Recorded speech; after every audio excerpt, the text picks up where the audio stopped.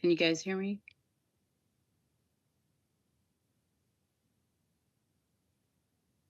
Bianca?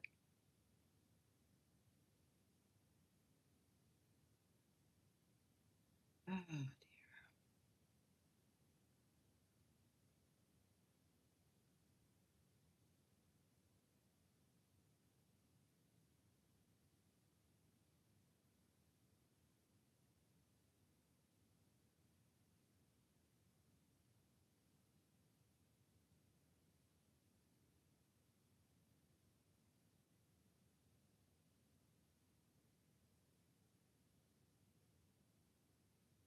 hello, can you hear me?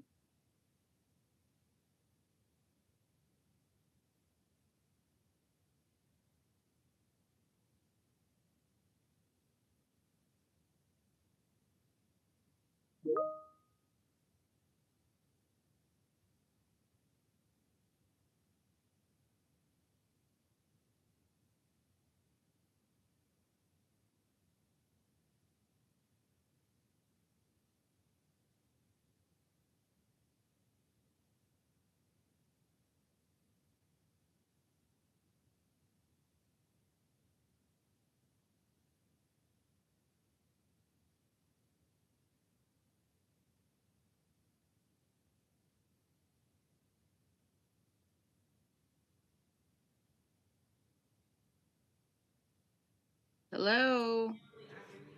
Councilmember Scroggins Johnson will be right with you. Okay, I just need to check that audio so I can hear you as well.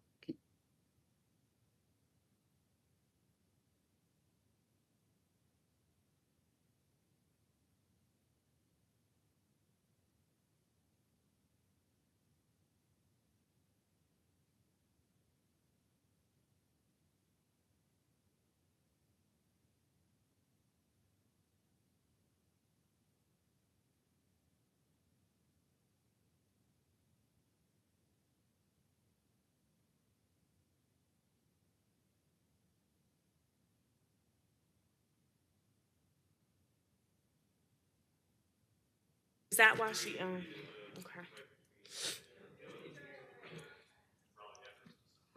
Councilmember Scroggins Johnson, can you hear me?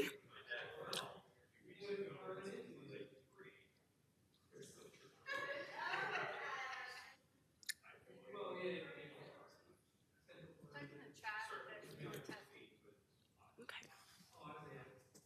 Do you need help with something? I don't think so. Thank you.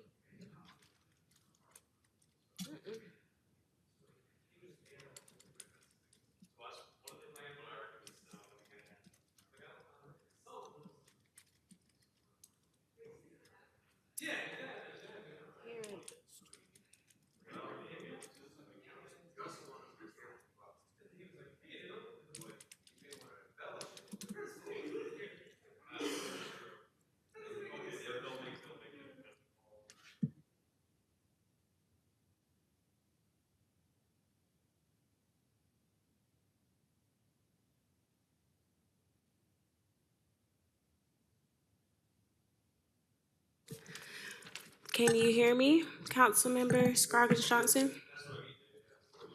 Why, yes, I can. Can you hear me now? I like how deep your voice got there. I can hear you just fine. Thank you. That's my Kathleen Turner voice.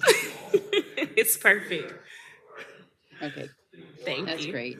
And I'll follow along on the video from the live stream. Even though it's a delayed thing, it'll help. Yeah, yeah. Let me make sure because I hear you speaking, but I'm not sure if maybe it's because of the background noise. You sound as clear.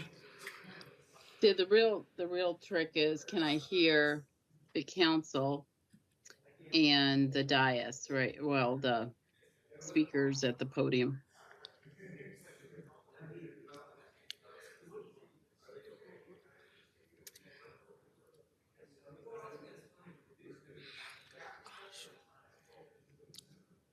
Okay. So we're actually on the live stream right now. So I'm actually just gonna message you to communicate. Okay. All right. Okay. Th- Thank Thank you. you. You're welcome.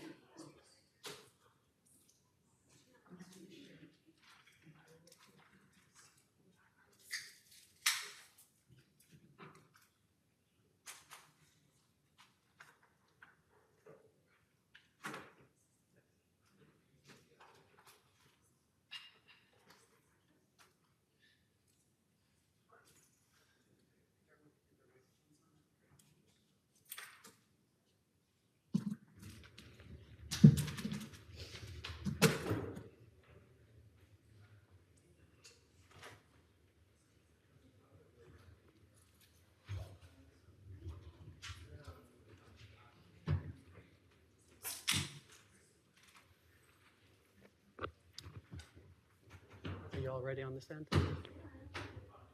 Yep. Councilmember Rabati, ready? Yeah. Satish, ready? Councilmember Johnson, you ready? Councilmember Fender, ready to go?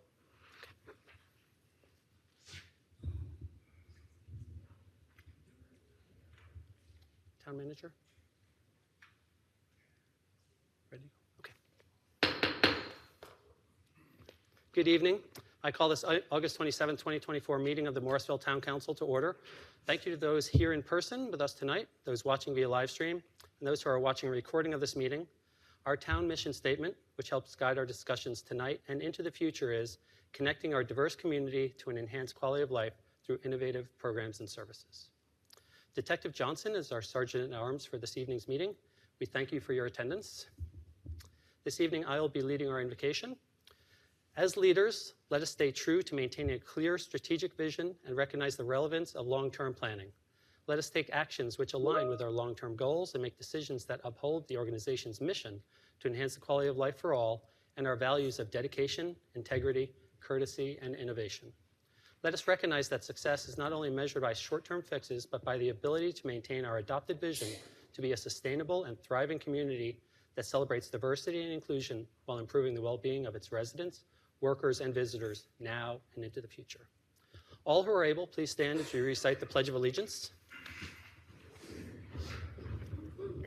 I pledge allegiance to the flag of the United States of America and to the republic for which it stands, one nation, under God, indivisible, with liberty and justice for all. As you may have noted, we have 6 of us up here at the dais. Councilmember Scroggins Johnson will be participating remotely, and I'll be notified when she wants to speak and share her thoughts. We have a slight change to our agenda with the addition of 2024-246-0, a Res Local Government Commission, an action item to item 10A.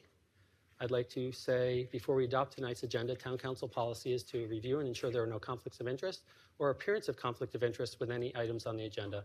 And even though we're not really talking about HSNC tonight, I would like to recognize Town Attorney Gray just to mention it.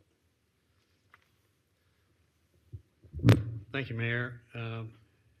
As was mentioned last meeting, 2 members of council are also members of the Hindu temple, which is the applicant on the matter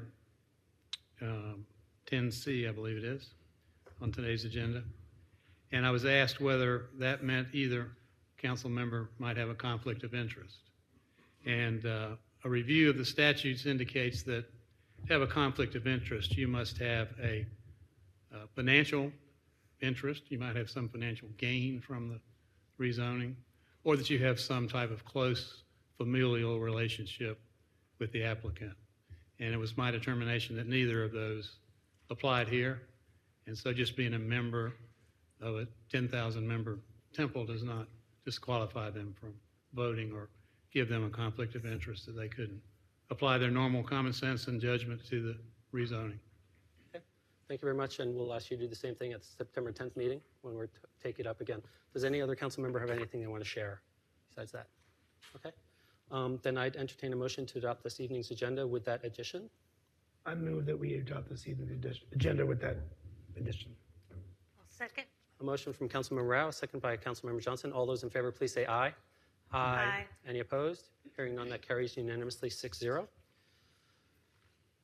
There are 4 items on this evening's consent agenda as follows. Approval of Town Council July 23rd meeting minutes, budget ordinance amendment reappropriating fund balance from prior year 2024, resolution authorizing purchase of a fire truck replacement, and a resolution authorizing updates to the Emergency Dispatch and Communications Service interlocal agreement. Is there anything that wants to be discussed before we adopt that agenda? Okay, I would entertain a motion to adopt the consent agenda. I'll make that motion. Second. Motion from Councilmember Rabadi, a second by Councilmember Johnson. All those in favor, please say aye.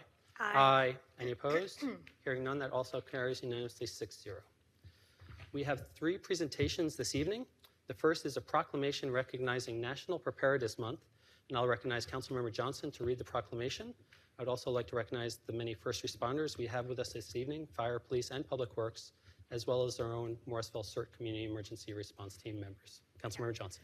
Okay, so this proclamation is recognizing September as National Preparedness Month. Whereas the town of Morrisville and Wake County are at risk for a multitude of hazards, including severe weather, terrorism, biological events, hazardous materials incidents, nuclear emergencies, civil unrest, and other man-made or natural disasters. And whereas every business, family, and individual in Morrisville is encouraged to be ready for disasters and other emergency situations that might disrupt normal daily activities. And whereas all Morrisville residents can take steps such as making a family disaster plan, creating an emergency supply kit, and staying informed to help make preparedness and personal responsibility a priority. Morrisville residents should know and understand the risks of their community and plan accordingly. And whereas the town of Morrisville recommends residents include the safety of their pets and or livestock in their emergency plans, and whereas FEMA and the Office of the President of the United States recognize September as National Preparedness Month to encourage North Carolinians and Morrisville residents to be disaster ready. Now, therefore, the Town Council of the Town of Morrisville does hereby recognize September as Preparedness Month in Morrisville and encourages all residents to plan and prepare for weather-related and man-made disasters by assembling their emergency supply kits and updating their emergency plans. And so I'm going to ask we have John Frederick, who's our president of our CERT committee, and Becky Martin to come forward to accept the proclamation.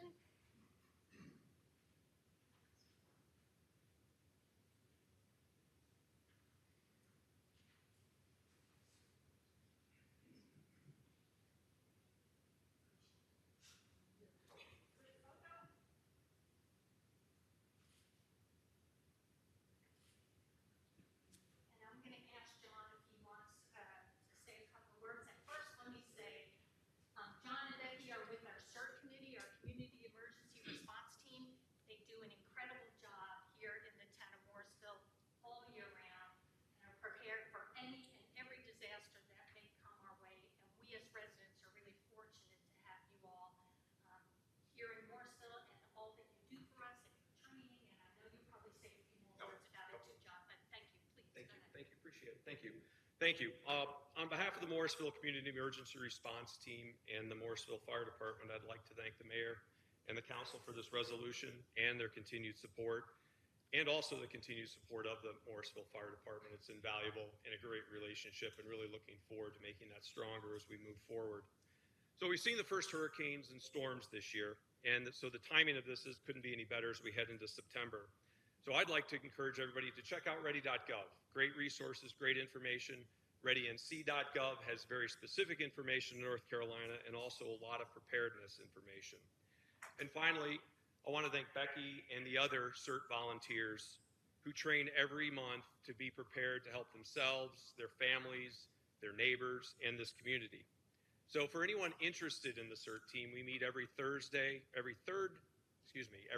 Wednesday at 6:30 at Fire Station number 1. And we have CERT basic training coming up for new volunteers on October 26th and 27th. You can find some more information about that on the town webpage as well as on the town social media accounts.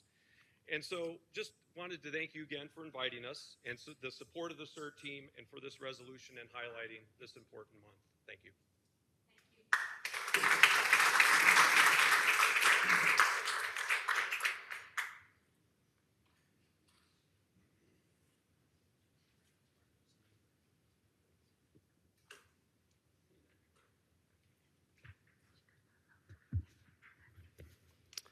Next, I'd like to invite Fire Chief Nathan Lazinski to recognize fire department staff who deployed to provide aid during Tropical Storm Debbie.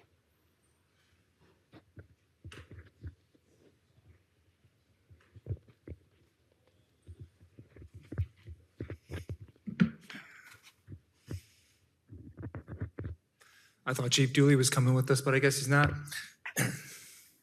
Council, thank you for giving us a few minutes to celebrate the success of our Swiftwater Rescue Team. They were just recently deployed to help the state of North Carolina with the response to Tropical Storm Debbie.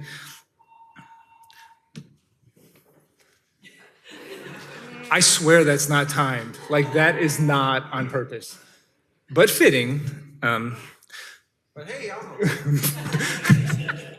So, as a reminder, we have a Swiftwater Rescue Team, and we've had one for many years now. That's in coordination with the town of Apex. We sort of build that Swiftwater Rescue Team together so we can share with the resources from a staffing perspective and equipment.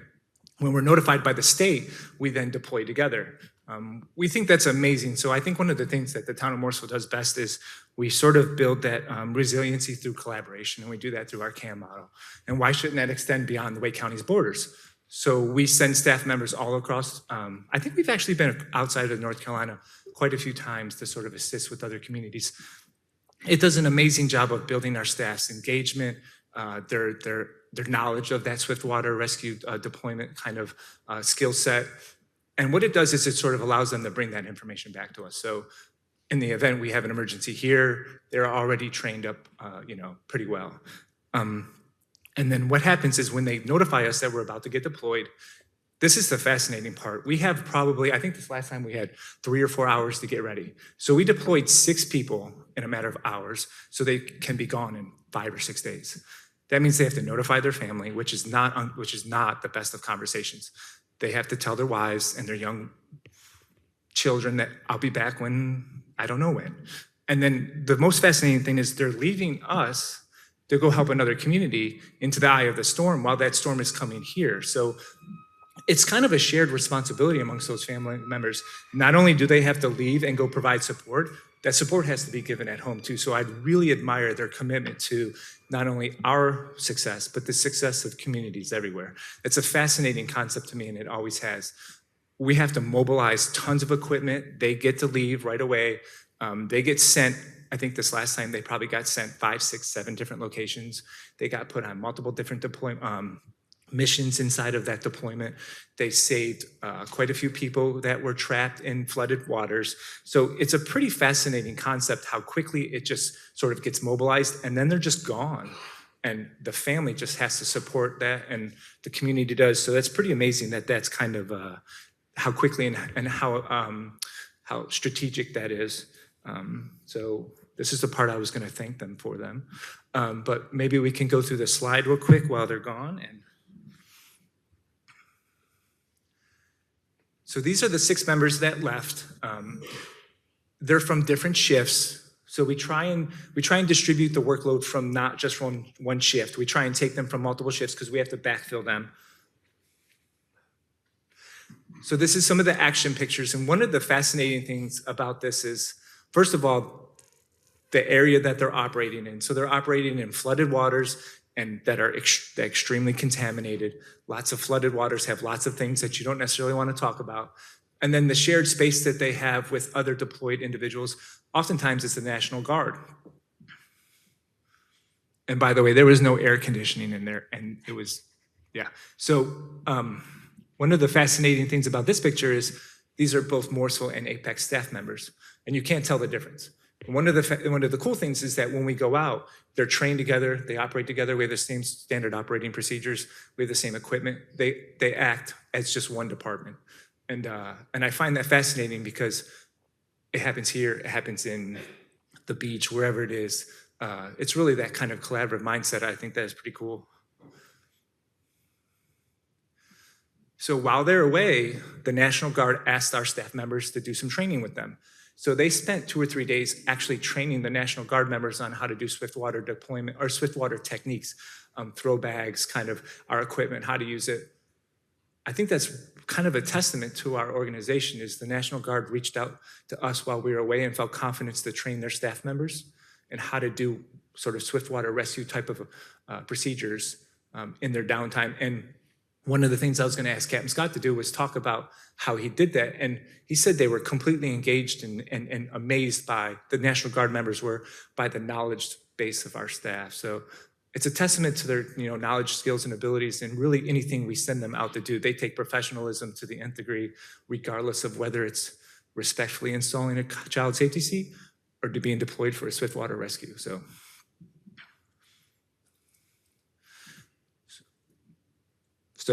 Chief Dooley, would you like to say a few words on their behalf since they're all gone? So we had, real quick, we had one of this, we wanted to have staff members that were on duty come up and talk.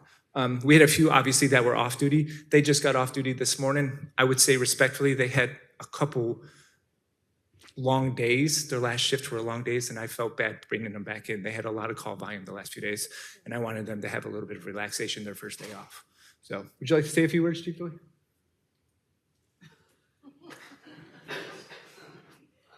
I think you did a good job. The only thing I would add is that the focus is on the 6 individuals that were deployed, but there is also a lot of people that backfill the positions for people that go, and they should be recognized as well. For every 6 people that we send, we have to have, it can take 10 or 11 people to backfill those as we try to rotate through all those schedules. So they should be recognized as well for helping out. And they get that same call, can you be here in 10 minutes? We need a driver. Sure, I'm on my way. So they should be recognized as well. Thank you. And then the other thing I think we should recognize also is the support staff that goes across the town. So finance has to get involved because then we get reimbursement from the state. Obviously, the manager's office, they want to know what we're doing. They support us, but they need to be informed and make decisions. Public Works, there might be some short-term needs that we have to get them out the door from a equipment perspective. So when these 6 members leave, there's broad participation amongst all town employees. And no questions asked, people jump. And I find that to be fascinating, amazing. And I'm very thankful for everybody that we can allow that resource to go and come back with safe, more knowledgeable firefighters. So. On behalf of the residents, we thank you all very much. Yeah. The whole team, really great job.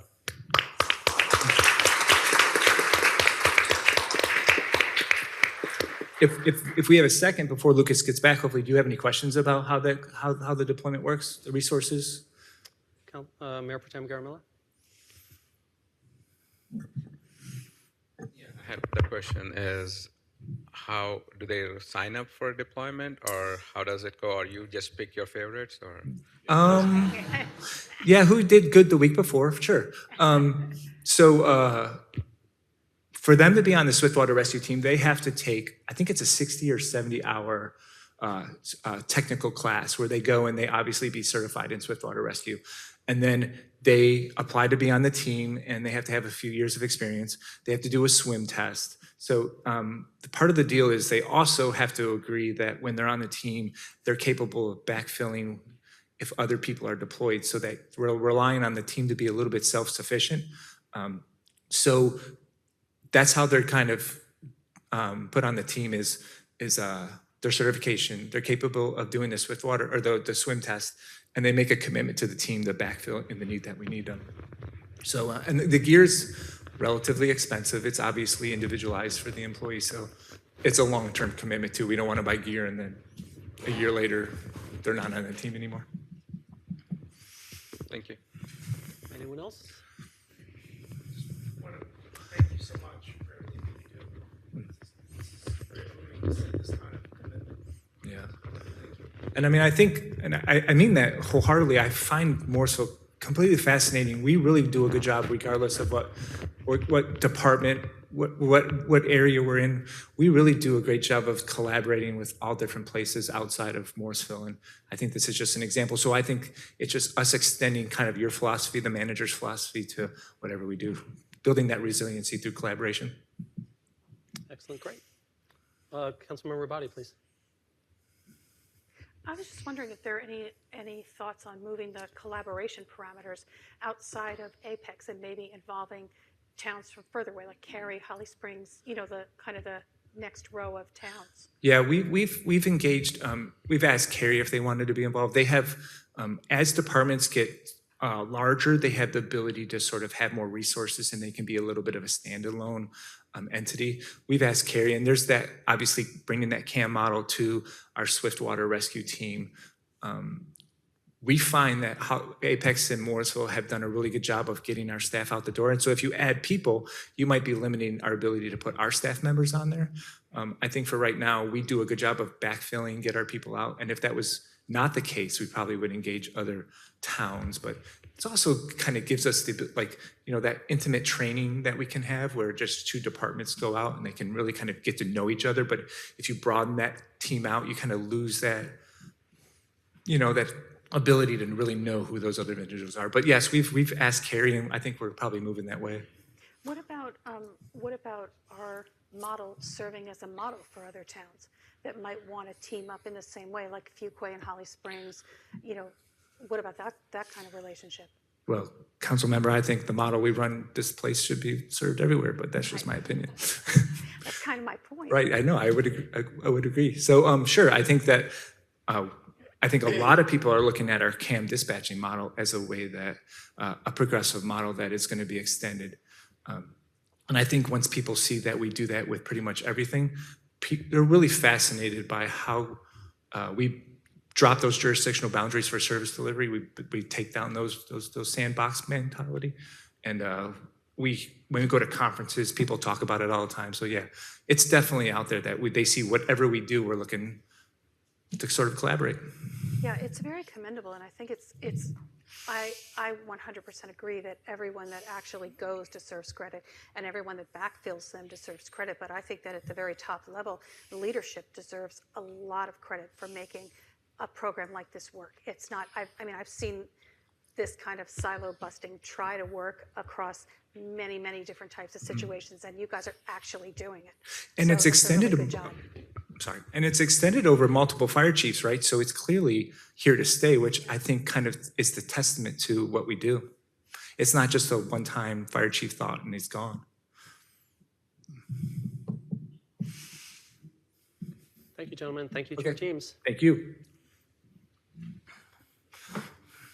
And for our final presentation, I'll invite Planning Director Michelle Stiegel to share the Planning Department presentation and video. The bar has been set pretty high. Let's see what planning has for us tonight. Bless you.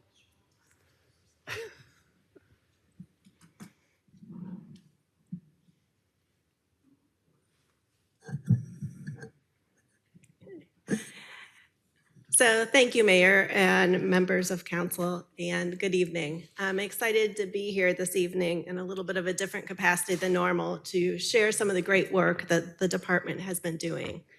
As you know, the department has 5 core services that it provides to the community, including development review, long-range planning, transportation planning, code enforcement, and oversight of the Morrisville Smart Shuttle, with the Smart Shuttle just about to celebrate its 3rd full year of service. In addition to the Smart Shuttle, over the past 3 years, we've also begun to work in a couple other areas, including affordable housing and public art. As additional responsibilities have been added to the department and additional services provided in new areas, we continue to evaluate the department's workload and priorities as we work to address the changing needs of our community.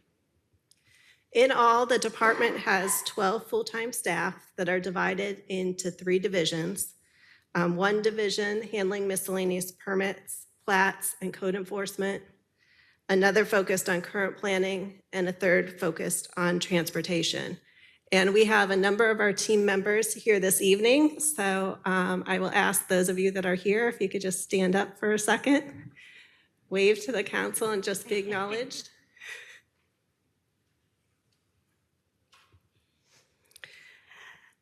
Before I move on to talk about some of the work of the team, I do want to take a second to acknowledge a handful of team members for some significant personal accomplishments that they've been able to achieve over the last year.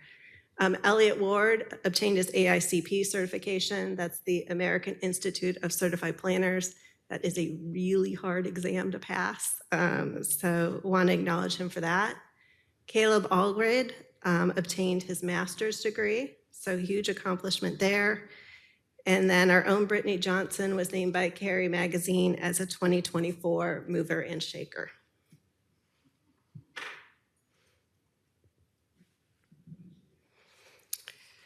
In terms of the overall accomplishment of the team, some great work was done in fiscal year 24. In terms of UDO amendments, a number of different amendments were approved. They were amendments that were adopted that require EV parking with new development. Also passed some amendment to allow the painting of masonry. Tobacco and hemp amendments were approved in order to support Wake County in those efforts. And amendments were adopted to facilitate development of the future Public Works facility.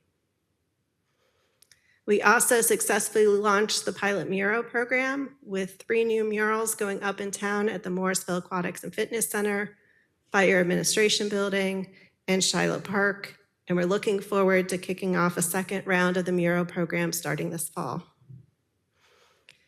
In terms of development, a lot of progress made on 2 significant developments, the TOD and Town Center. I would classify those more as placemaking projects. With the TOD, as you know, the Town Council approved the vision for the TOD, including a sub-area plan for TOD West, TOD South, and an updated plan for TOD East. And staff also worked closely with administration and others, collaborating and providing input on plans for the Town Center, and oversaw the review of the Town Center plan development that was approved by Council back in January. Transportation is always a focus of the department and of the community, and we're continuing to work closely with NCDOT on a number of road projects, lobbying for town interest, reviewing and providing input on plans, and discussing betterments. Next year, we're looking forward to construction on 3 significant projects, including Airport Boulevard Phase 1 extension, the McCrimmon Parkway widening, and the NC 54 widening between I-540 and Perimeter Park Drive. 2 significant transportation studies were also completed, including the Morrisville Parkway Access Management Study and the Stirrup Iron Creek Greenway Feasibility Study. Typically, completion of those studies would have cost the town hundreds of thousands of dollars, but by successfully being able to obtain a grant, both of those studies were completed for $13,000.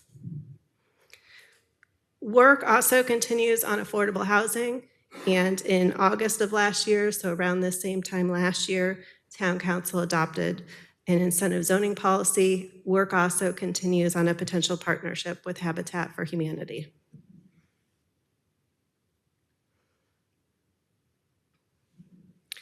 When we look at those things that impact the department's work, these are the same that I talked to council about last year. Workload monitoring and prioritization, particularly again as the needs and demands of the department continue to evolve. Rapid growth and its impact on infrastructure, particularly transportation, and its impact on the environment. And then while it's great to see all the economic investment being made in the community and property values increasing, it does continue to create challenges related to housing affordability, both in Morrisville and across the region.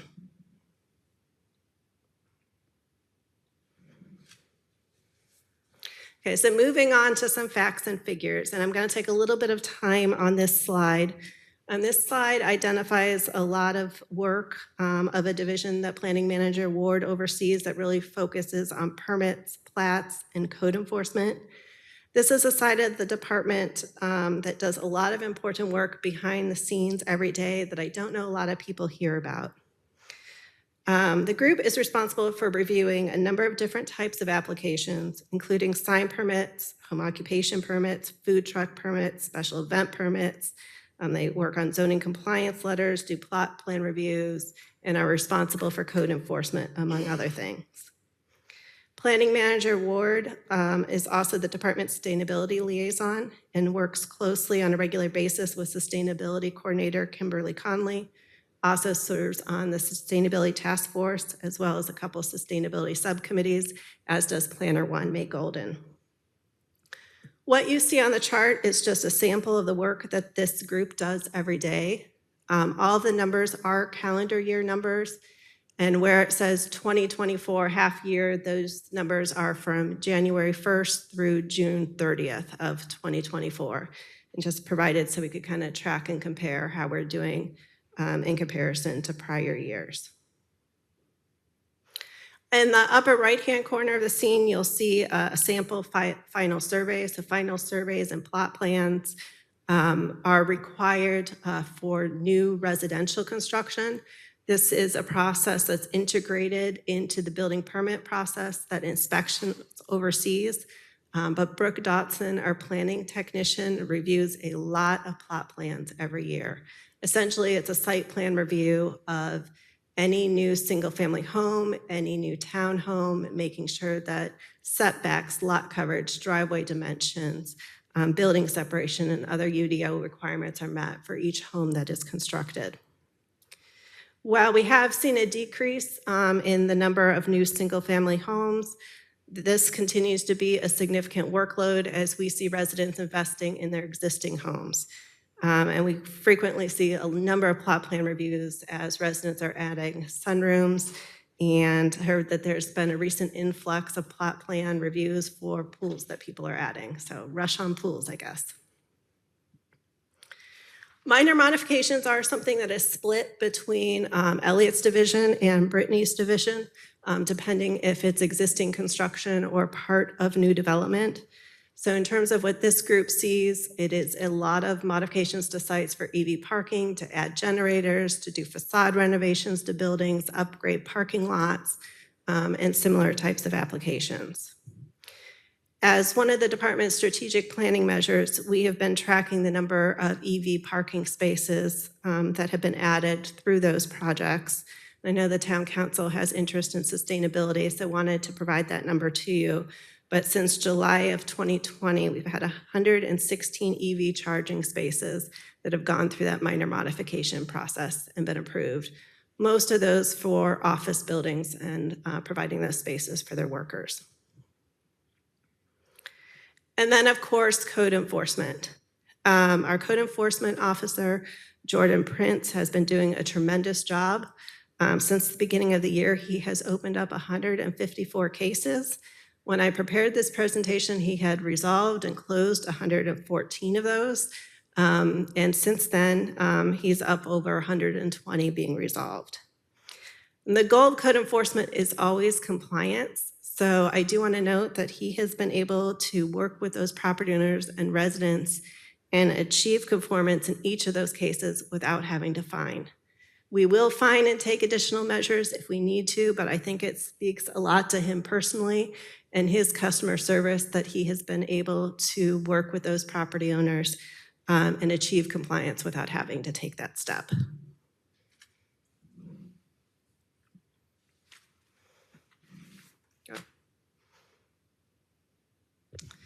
Then I did also want to take a moment to talk about special event permits. They're a significant part of the department's workload that I think oftentimes people don't hear a lot about. So a special event permit is actually a type of temporary use permit. It allows an applicant to use a piece of property for a use that typically wouldn't be allowed under the UDO. In 2017, 2018, around that time frame, you could see we started to see a significant increase in the number of special event permit applications that were being submitted. And so we found it necessary to start to split those reviews between two staff members. And Planner 1 May Golden and Planning Technician Brooke Dotson handle those reviews and oversee the special event review process. Special event permits are something that touches every department, so I want to acknowledge all the other departments as well that play a role in this process. May and Brooke, however, serve as the main point of contact. They facilitate the review between departments. They run meetings with the applicant, and they coordinate with other departments on conditions of approval. So with each event being unique, just to provide council some examples. So for Springfest, if there's a stage, that's going to require a building permit from inspections and day of inspections of that stage. If there are inflatables or tents, fire may require permits and day of inspections. If there are drones, FAA approval is required. If you're going to close a road, you probably need NCDOT approval. If we're closing Town Hall Drive, Morrisville, Carpenter Road, Town Hall Drive, that traffic signal, we need to coordinate with the town of Cary for that to be blinking. There could be food truck permits. There could be surrounding property owner notifications. There could be coordination with Public Works on cones and barricades. There are off-duty officer needs. Off-site parking may be needed and evidence of permission to use those parking lots provided. And I could go on and on. But they are working with and facilitating those logistics with each applicant to make sure that across the board, all the various permit and code requirements are met so that we can ensure a safe and successful event.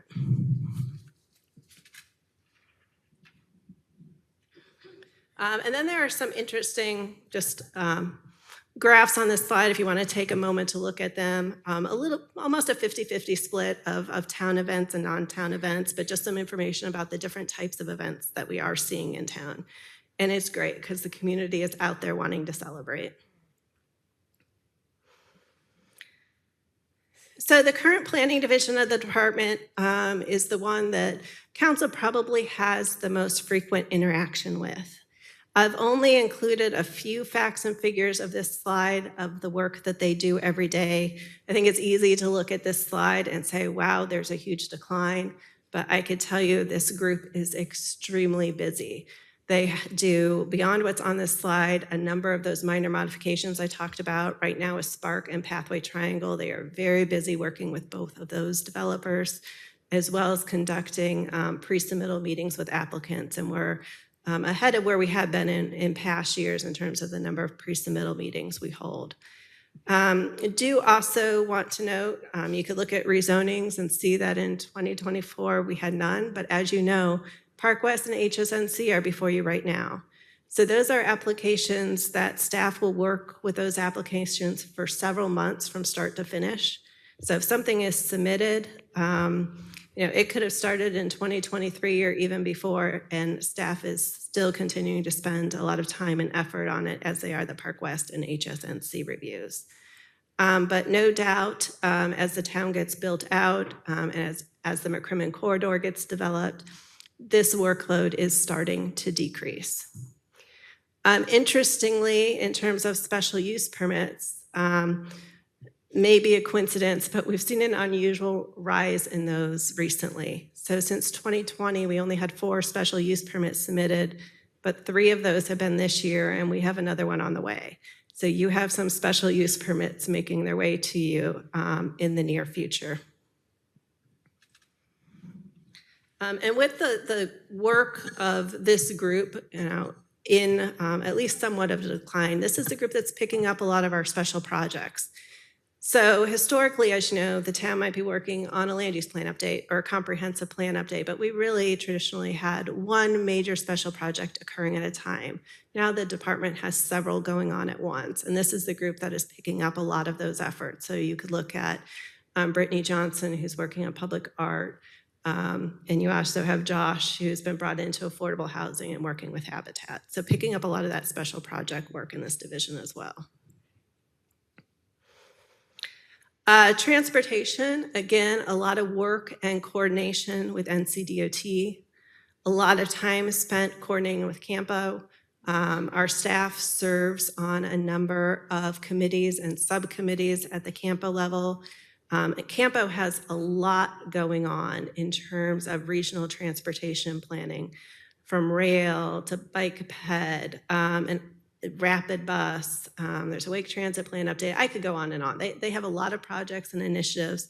So we're reviewing and providing input into all of those. We're sitting on a number of different committees. And as public engagement opportunities open up, informing the community so they're aware and can provide their input and a voice into those studies as well. Caleb Allright, our Transportation Planner 2, also oversees the Morrisville Smart Shuttle, and he handles all of our transportation reviews for development projects and coordinates with our consultant, Mott McDonald, who reviews the submitted TIAs. So a lot of work going on here. I could spend a lot of time talking about it, but I just don't want to take up too much time with this particular presentation.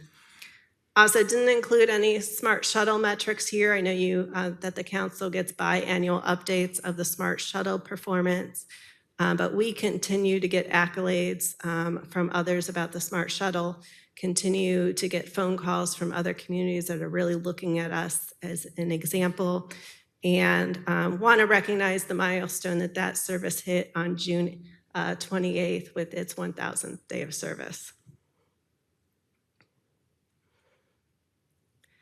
So some general facts and figures for the department overall, and I'm going to start at the bottom of this slide, but if you look at the total number of reviews conducted by the team, it was 3,072.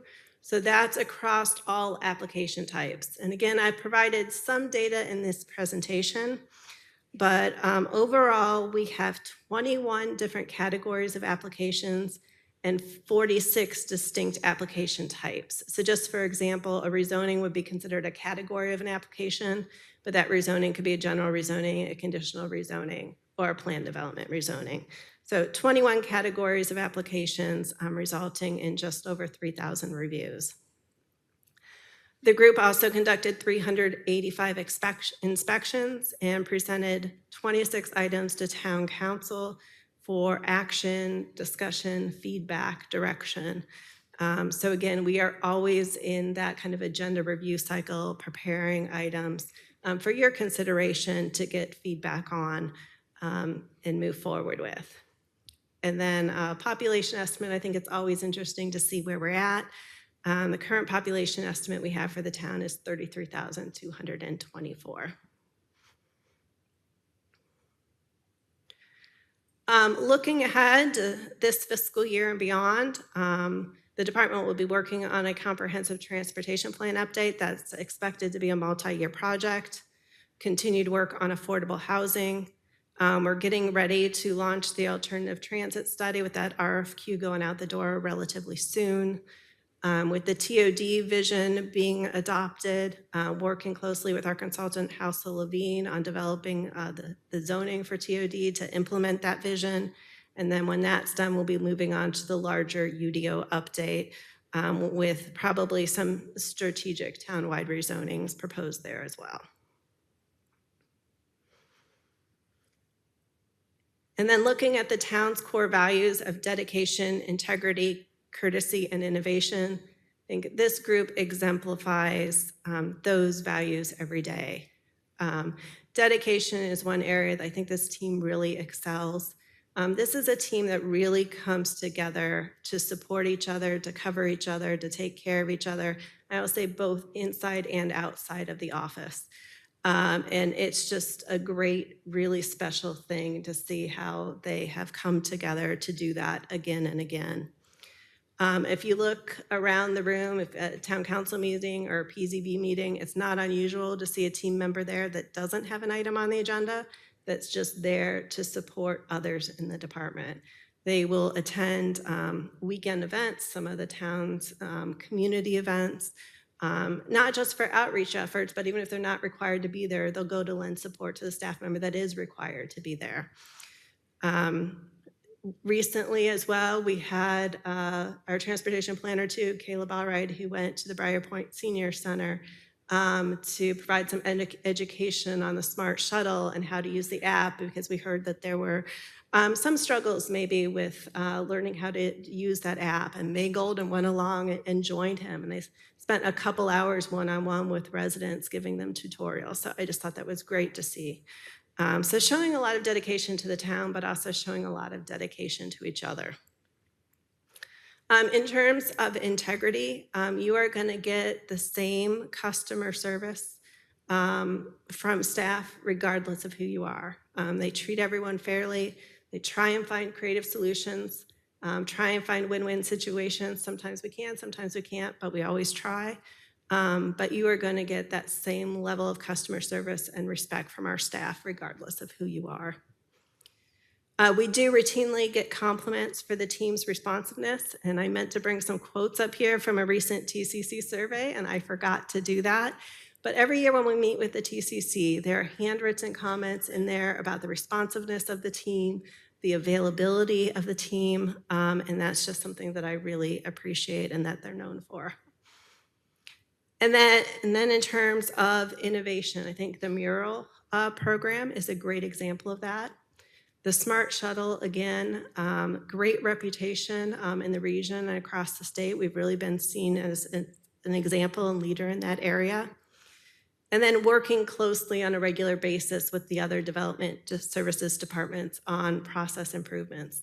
Right now, there's a focus on inspections and how kind of town-wide we can make sure we're using town resources the best across departments in that effort. So then I get to the fun stuff. So we have some fun facts here for you at the very end. I'm going to quiz you on the first couple, but then in the interest of time, I'll just go through the rest. But we have some fun facts here for each member of our team. So I'll give you just the first couple. Any idea which member of the department speaks Hindi?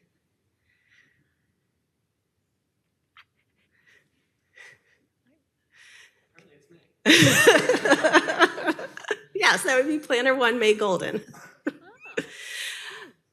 So any guesses as to who would be a concealed carry instructor?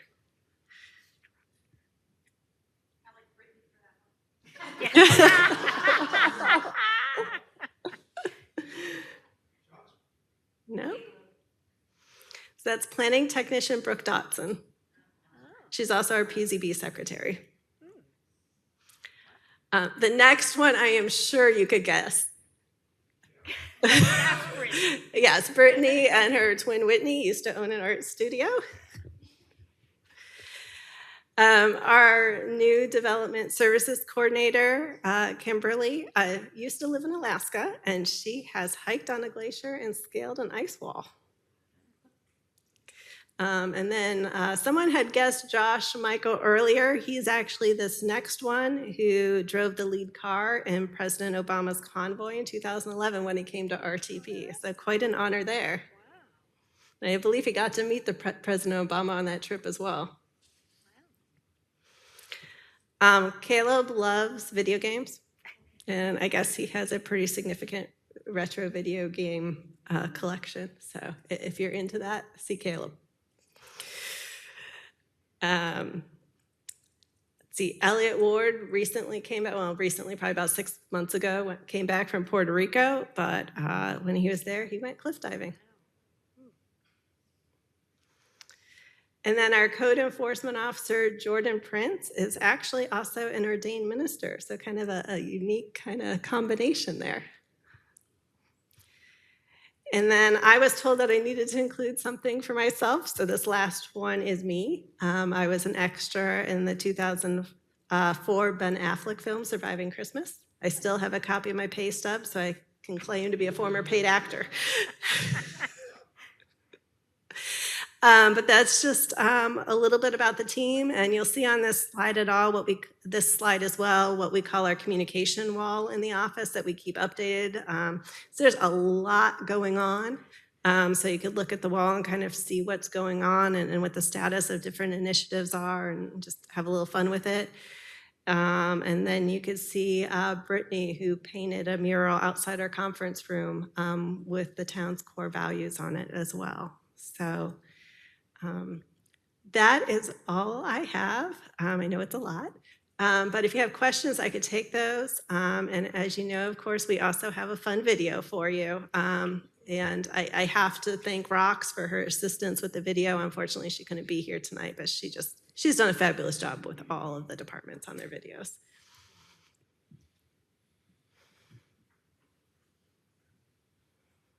So, okay, we'll run the video.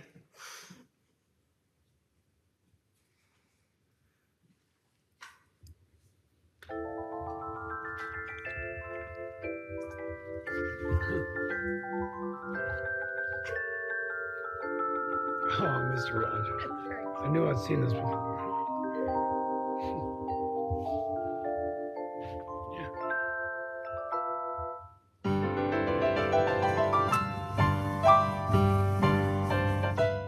In Morrisville, we're a family. So here's to you, and here's to me. We live connected, we live well. So won't you be my neighbor? Hello, neighbor. Today we're going to talk about something very special. Have you ever wondered how our towns are planned? Have you ever wondered how our greenways or our parks or our grocery stores are planned? Well, today we're going to talk to the Morrisville Planning Department to know how they plan the town of Morrisville. This is a model of a city. Planners use these models to help them design cities and towns. Let's take a ride on the Smart Shuttle to visit Planner Pat, who's going to teach us about urban planning. How goes the planning of our new town center? It's going wonderfully, Queen Friday. We're just finalizing the plans. Would you like to see? Indeed, I would. See how we designated areas for homes, schools, and businesses? And parks? This helps ensure everyone has access to the things they need. Fascinating. How do you get anything done? We use a process called zoning. Zoning helps us separate different types of businesses and activities. For example, we place schools and parks near neighborhoods so children can walk safely. We also consider things like traffic and green spaces to keep our city healthy and pleasant. And how do you make sure everyone's needs are considered? Myself and our dedicated team of planners all work together to tackle different aspects of planning. You should go meet them. Hi, Phil. Hi, Kitty. What do you do for Morrisville? Kitty, lots of floof and I work on lots of different applications to ensure compliance. For example, I review plats. A plat shows the land and how it's divided. It's like a treasure map that tells us where everything is and who owns which part. I also review modifications to sites to ensure what you want to build is in compliance with our set of rules called the Unified Development Ordinance. Kitty, lots of floof here. It's so much fun. Meow, meow. I review something similar for residents to make sure that where they want to put an addition or deck or anything else will fit. I also answer everyone's questions and put that into a letter to make sure whatever they want to do is all good and legal. Wow, that sounds amazing. Though ensuring compliance is nothing without enforcement, that's why Pete the Penguin is so important. Hi, everyone. It's great to be here. I'm a code enforcement officer, and I help keep our town safe and clean. Pierre and I work on site development. We design and organize new buildings and neighborhoods to make sure everything is in its right place, like stores, homes, parks, and other things. When someone wants to build something new, like a shopping center or this here coffee shop, they have to make a plan. The planner tool looks at this plan to make sure it's a good idea and fits well with the rest of the town. They check if there's enough space, if it is safe, and if it's good for the community overall. Exactly. The planner tool reviews the rules or plans, and I make sure everyone follows them when they build. Hey, that can't go there. Wow, thank you, everyone. But what about what connects everything? How do you like the Smart Shuttle transit station? The work of transportation planners are to conduct studies to understand traffic patterns and look at how many people use buses, trains, and other forms of public transit, and study ridership patterns to identify areas for improvement. As Development Services Coordinator, I take payments, process invoices, and send everyone the plans to look at.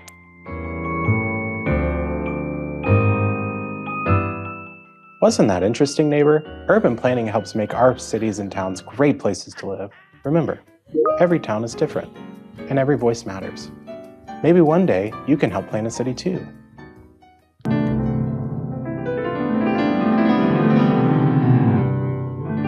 Okay, trolley, take us back to the beginning.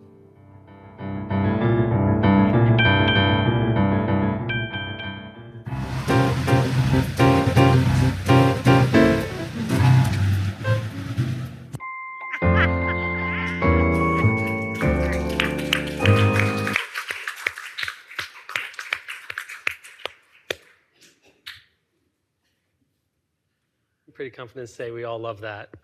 Does anyone have any questions for Planning Director? Councilmember Rao, followed by Mayor Pro Tem Garamella. Yeah, just as we, getting closer to redevelopment, what kinds of conversations or, work down the road of just like we're seeing a lot of vacancy of offices, like Perimeter Park and things like that. So is that something that, you envision our planning department, maybe it's already ongoing, just talking with developers and office owners about, what we're going to do about that? Yeah, no, that's a great question. I think the future of Perimeter Park has been on the radar for a while now. It's something that we've been watching, talking to different property owners and developers, brokers, just to kind of get their sense of the market. Still haven't been out of COVID that long, but is that market going to return? Is it not going to return? I think that the prominent thought is it will come back to some degree, but not to what it was before. And we could probably talk about that for an hour. But as we bring on a new economic development coordinator, those are the types of conversations that I think planning will be having with that individual as we kind of look forward, particularly in regards to the office market. Mayor Pro Tem Garamella. I think just to piggyback, how would the council be aware of the trends? You see the trends from your side, and how would those voices be translated to us? Just, okay, this is what we are looking at. This is what we are hearing. Because I think many times, unless someone comes and tells us, we are not aware of it. So is there a mechanism that the council would know the trends, how it is going? Because we are not professionals. We don't know what's going on. What is the latest economic development coming in? We don't know the vacancy rate unless, the Perimeter Park have come out vocally saying they need something. So I just wanted to ask your input on that. Yeah, and it's always hard to gauge because you could have a number of conversations and hear from a number of people, but I think data is really important to look at then to analyze it, and kind of is what you're hearing matching up, and there's always qualitative and quantitative data, both of those things to look at.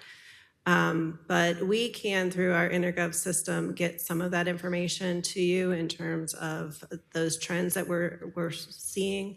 We're talking about office, but also, single family developments, townhomes, definitely seeing reductions in those areas as well. It's not that we don't have, a handful of additional significant property out there that you're going to see, a few more large projects, but there aren't a lot. And if you think about your single family detached, the last major development that you reviewed was the Thornberry subdivision.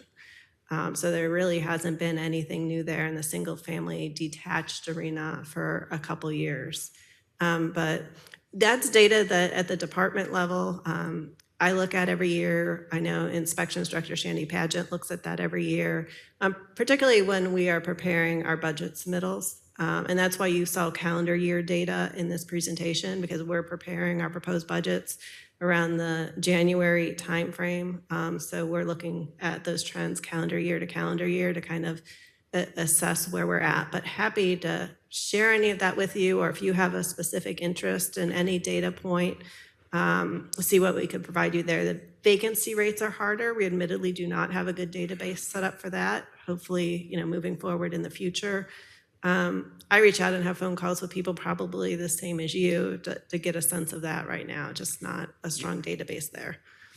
I think it's a great point, and I would love if council is interested to have once in 6 months sit down and know where the trend is happening, like a small an hour or 2 hour like brainstorming session, because when we sit on the dais and we are given a rezoning, I don't know what the trend is, so we are doing something based on what has been presented to us. So it would be good for us to be educated, so that we can do the right decisions, So whatever we make, the decisions are taken have repercussions. And I want to ensure that we protect Morrisville as a whole, that we are going in the right direction. So, and the last question, but not the least, is the more to Will. Why are all these videos not going into our communications? This is the fourth social media. We had already 3, released, so I'm hoping these all should be going there. Thank you. Councilmember Fender, followed by Councilmember Scroggins Johnson, please. Thank you. I wondered how you guys were going to top the other departments' videos, but you guys did a great job. I was going to ask about Perimeter Park. Have a percentage of those buildings already been converted to lab space? No. I'm trying to think if any of them have been. I'd have to have a conversation with Trinity. It's been about 6 months since I've talked to them, but conversion from that type of office building to lab, it can be done. It's extremely expensive and there are some challenges, but you have seen like Eastridge, Southport, some of the Discovery at Watkins, a lot of those buildings renovated. Those are single-story buildings, but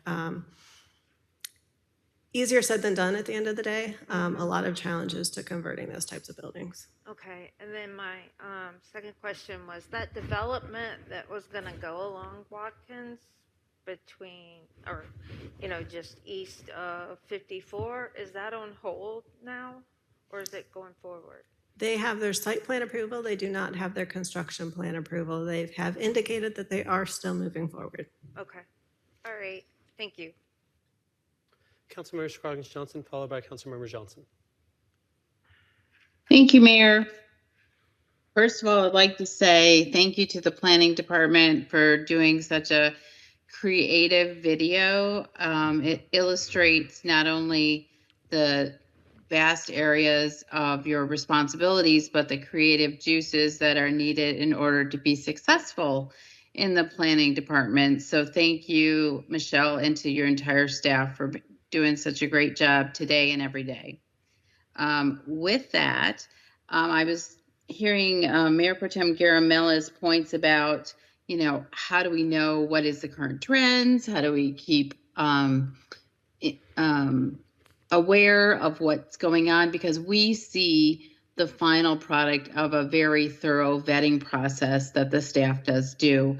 And we also do get, the council gets kind of a summary of activities that are going on, but I would wonder if it wouldn't be helpful if the council kind of identified some key performance indicators or KPIs that are just kind of quick facts about the progress of the town, such as what are the trends, what are progress in certain projects, is there a hold or a pause, and what is completed. Now, I know we have the website, but it just seems like it's really hard to find some things in a very concise way. And either we're doing it today and I have not been successful in navigating the website myself, or maybe we need to be putting it in a more prominent area. But I think our residents are curious and they like data and they would like to know how we're doing as a town. And this helps everybody kind of align on where we are heading, and for the town council to get more high quality feedback from residents if the residents are more aware of what's happening as well. And then the second thing I wanted to say is the videos that have been done by each of the departments are spectacular. I would like to see those videos on the town's YouTube channel. I know we have some videos. We don't always post all of the videos, but these videos really deserve some real estate there. And also Facebook or what other social media platform, but the YouTube channel is something that I do kind of use a lot for different kind of information sources. And I think that would be really great if we could put that there. So that's all I have. Thank you. Yeah, thank you for that.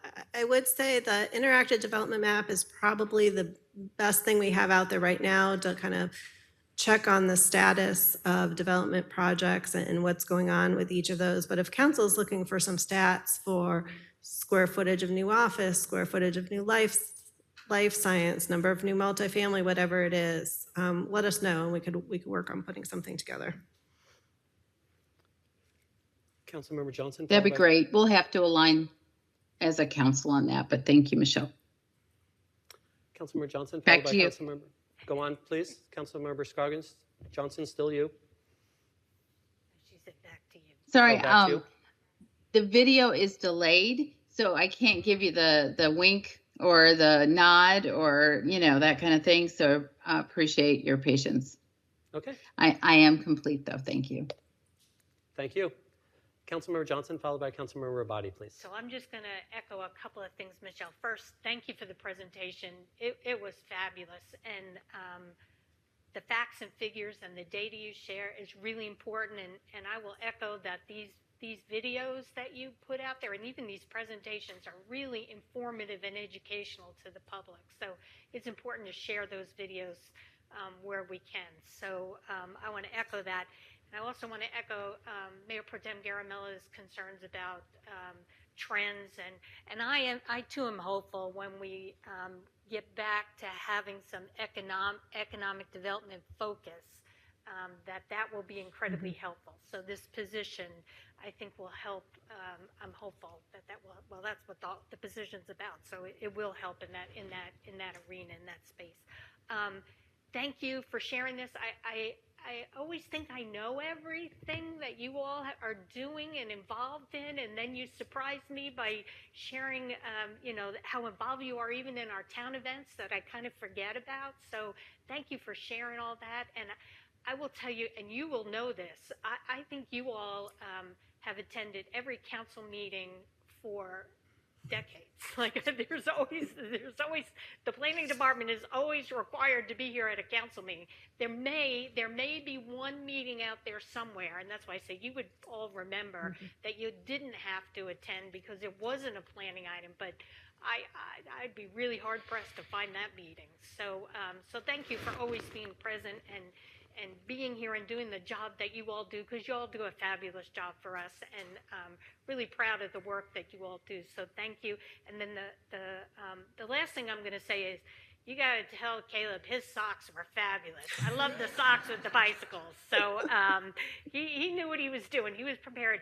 And now I understand why that setup was in the lobby. I came in one day and I was like, why are they putting out Christmas stuff already? It was like a Christmas village, and I was like, it was early. I don't you'll know what month it was, but it was the summer, and so now it all kind of, if you wait long enough, you can put all the pieces together. So thank you. Well, job well done, all of you. Always job well done. Councilmember Rabadi, please. So I kind of resent the implication that it's too early to have Christmas decorations up. I just want to get that out there, But I did want to say fantastic job, as everyone else said. The other thing is that I find that the interactive development map is really useful if I'm looking for the status of a specific project. But as has been said, it's less useful for trying to get aggregate data. And that might be something, as I'm sitting here thinking about it, that might be something that we could build off of what's already there. if there were certain metrics that we could identify. I mean, it's not that we don't have the information on the interactive planning map, we do, but it's just a question of how to aggregate that data into metrics that we can use to understand kind of the overall breadth of the projects of the town and like get an overall status, because people they do ask things like what's the status of this project or that project, and for that the interactive development map is very helpful. But when they say kind of generally how are things going, that's a little bit of a different conversation. It'd be nice to have some metrics to back that up. But I guess my thought was we probably already have them. It's really just a question of aggregation. Cool. I just had one thought. You mentioned a new population number estimate, 33,224. Can we treat that going forward as our new number? Because I've been telling everybody 32,000 people in 9 square miles. So is that kind of our new official number? I believe that was our December 2023 number, usually updated every July. We are admittedly behind, so we're working on getting that mid-year update that we normally get to you. So let us work on that, and then we'll include that in a news and notes coming up here soon, and then you could use that as the new official. Okay, that's good for us all to be saying the same thing, which is great. I'd like to echo what everyone said, which is great video, a lot of fun, a lot of personality, a lot of good characters in your group.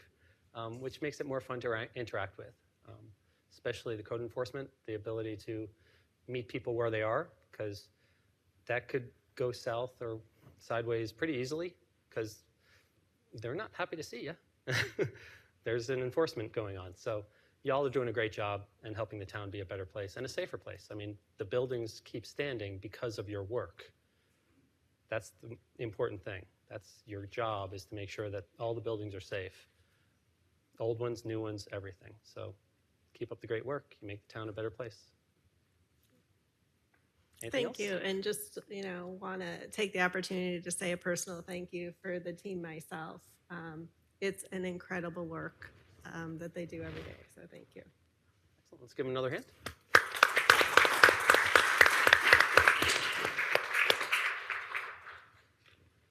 Okay. We are now at public address. So while there are no planned presentation or discussion on the proposed rezoning for HSNC this evening, staff anticipates reopening that public hearing to be held at the September 10th meeting. So if you signed up for public address and wish to speak on that item, we would respectfully request you to hold your comments until the September 10th public hearing reopens. And Town Clerk Spillane, has anyone signed up to speak tonight for public address? This evening, Mr. William Dukowitz signed up to speak. However, he did also submit an email which he has asked me, which I have shared with you in each of your packets, and I will summarize for you since he asked me to. Okay, please do. Take care of this for him. Okay. His email appears at page 1 of your packet. It is a public comment, and am I pronouncing the last name correctly? Oh, good, thank you. Dukowitz. So Mr. William Dukowitz is a Morrisville resident, and he is a U.S. Air Force Vietnam veteran, and he would like to discuss the revisiting the veteran memorial, excuse me. He is here today looking to speak as a veteran and a citizen, not as a board member of the Morrisville Veterans Memorial Foundation. His main concerns are cost and environmental impact. The design's $928,000 construction cost and $25,000 maintenance are considered excessively expensive and not environmentally friendly, with limited input from veterans and environmental groups. Community involvement is the other concern. The project has moved forward without sufficient involvement from the local veteran and environmental communities, missing opportunities for volunteer contributions. The next concern is design issues. The design includes massive concrete benches exposed to the sun, which do not align with the memorial's intended purpose of providing a place for reflection. Alternatives would be great if alternatives were explored. Funding challenges. With only $59,427 raised since 2018, reaching the $928,000 goal seems unrealistic. A revised approach to design and fundraising is recommended. The suggested actions he would like the council to consider with the memorials, he urges the Town of Morrisville Council to reconsider the memorial's approval, involve the community more actively, and explore more sustainable, cost-effective design alternatives before proceeding. Thank you. Thank you very much. Was anyone else signed up to speak? No. No. Okay, so at this time, if anyone didn't sign up who would wish to speak, please do. You'll have 3 minutes. Please, your name and your residential address for the record. After you sign up there, we'll be all set. Hello.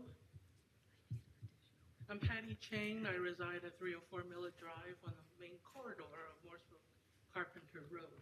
Tonight I'm here to talk to you about transparency, or perhaps the lack of, with our current town council. A couple of months ago, I sat in these chambers and heard an Indian gentleman ask why he has to be informed about Morrisville's largest ever tax increase by a yard sign along the side of the road, paid for and provided by a private citizen. In what way is town council and staff encouraging input from your constituents as you impose the largest ever tax increase on Morrisville residents after implementing Morrisville's second largest tax increase in 2021 and the 3 cents per $100 of property evaluation implemented in 2023? Okay, our town manager, Brandon Zamuda, says that Morrisville is now soliciting input for a project that will cost over $100 million. However, these proposed plans are not published on the Town of Morrisville's Facebook page, and staff is not introducing the Town Center plans on Morrisville's monthly newsletter that was mailed out to citizens previously on a regular basis. Okay, Morrisville used to publish the applications and resumes for anyone who applied to be on a town council committee. Now, the town hides the fact that the town council is appointing people who may be from the same household serving on 2 different committees. Hey, so while somebody may be interested in representing a household of multiple people, there are town council committees now where 2 Democrats are serving on 2 different committees. Okay? What else here? After putting a pause on the Crabtree Creek Nature Park, why has this plan for Morrisville's special needs program, sensory playground perhaps, not being transferred to another location? Is the fact that the poorest piece of property that cannot be developed for any other reason under Morrisville's Unified Development Ordinance, does that mean that you cannot put the same designed special needs park on another piece of property that the town owns for parkland, like on Markham Drive? There's multiple parkland parcels there, and there's nothing from the town of Morrisville about what you plan to do with those properties. So I consider that you evaluate some of these issues. Thank you. Thank you. Was there anyone else in the audience who would like to address this body for up to 3 minutes on public address? Okay. Seeing none, we will move on. Okay, so we have two public hearings this evening. The first public hearing is on the resolution approving the Town Center Development Agreement. This public hearing remains open from the August 13th meeting. At this time, we invite Town Manager Brendan Zudema to the podium to provide updates. We're scheduled to have a 15-minute break in between, so after this item, but before the next. Town Manager. All right.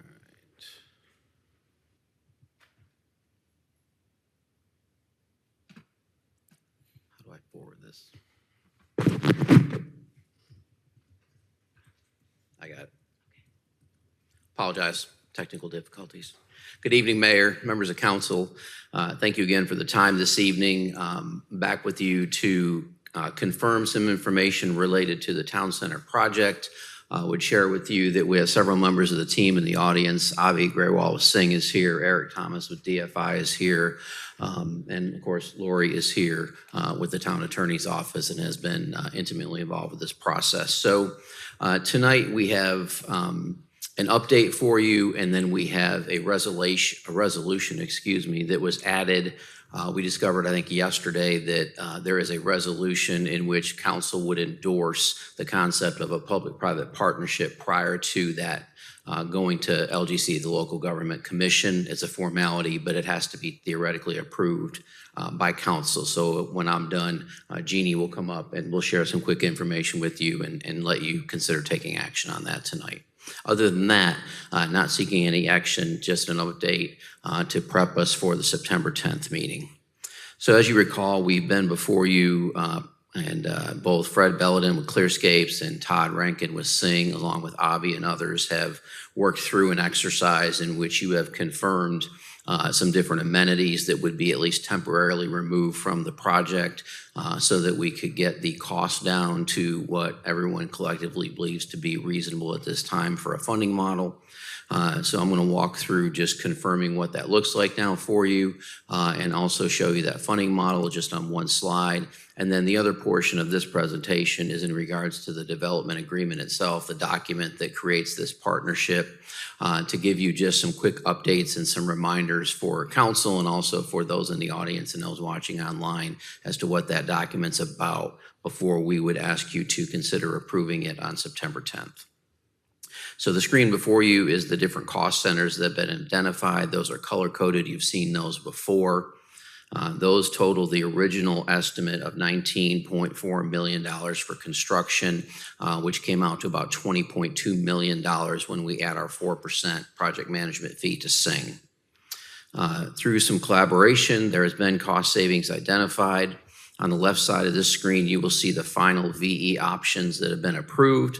That includes a reduction at the porch of doing manual rather than motorized trusses to the tune of $200,000, making some changes in the pocket park along Carolina Street to go with some aggregate base and also some different landscape curbing there. Temporarily holding off on doing electric signage. That'll be wired but not installed. Removing the metal screen or the steel screen that was on the back of the restroom building. That also provides us a mural opportunity in the future. Putting in asphalt paving in lieu of pavers in the parking lot closest to Town Hall Drive. That's a significant savings of $315,000. And then eliminating a skylight in the support building for $25,000. That comes to a total of $962,000 in cost reduction. The right side of this screen shows you other items that were considered but not chosen for implementation. I'm not going to read through those unless you have any comment or question about those. Councilmember Mayor Pro Tem, sorry. Followed by Mayor Pro Tem. I just have one question on the simplify seat wall design. Wasn't that part of the wasn't that part of what was on the sides of the restroom, the metal thing that was a bench and then also like a design element? That was the, that's shown on here as eliminating the steel screen on the restroom building. That's item number 4. Okay. Yeah, the wall seating was actually in the park, sort of between where the cottage retail walkway would be and then stepping down into the park. Okay. And you were, I think, collectively pretty clear you wanted to keep that. Okay, thank you. Sure. Mayor Pro Tem Garamella, please.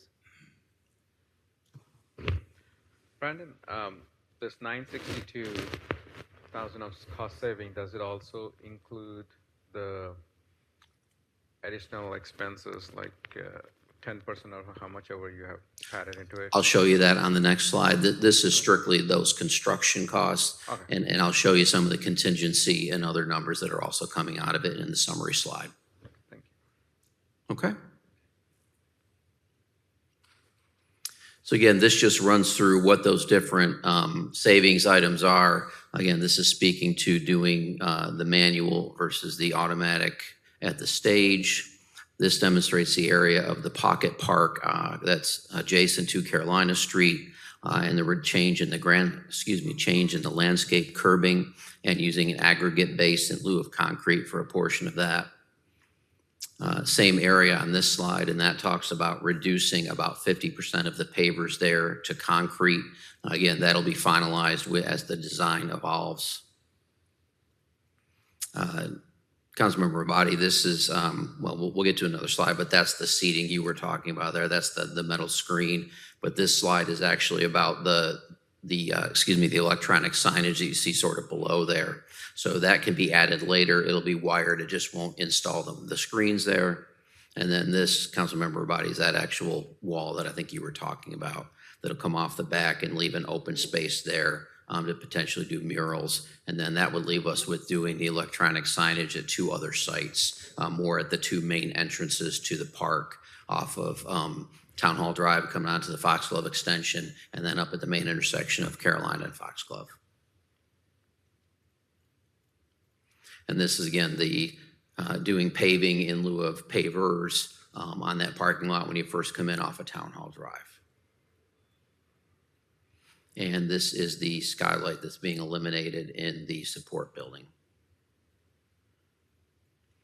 So again, this shows what's being pulled out. It brings you to a ROM of $18.4 million. So that's down again from the 19.4. So when you pull that in here, you have got the original was 19.4. You've got the accepted VE savings, and then Mayor Pro Tem after that, you see the contingency savings, escalation savings. Again, we're able to waive building and site permit fees since we would be paying ourselves, and then just total general requirement savings. So that takes it down to $18,170,000.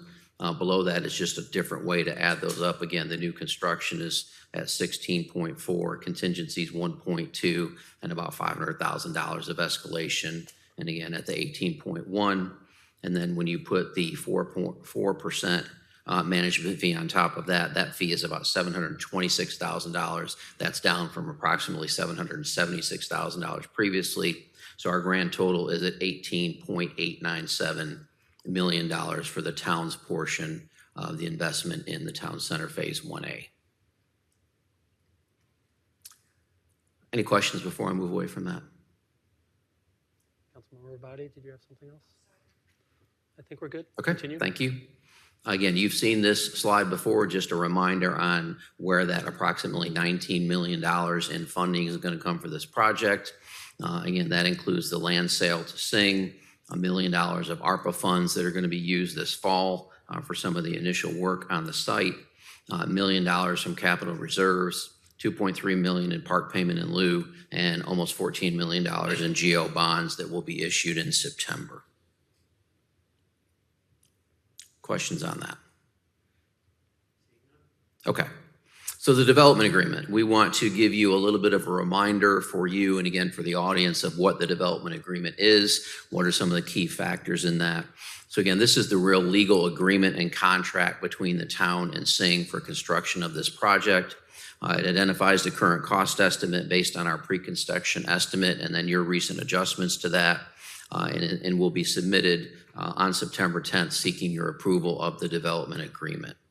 The development agreement is not the final design document. That could still continue to evolve within that approved ROM, and it is not the final cost document. That work will still continue with the team as we move forward.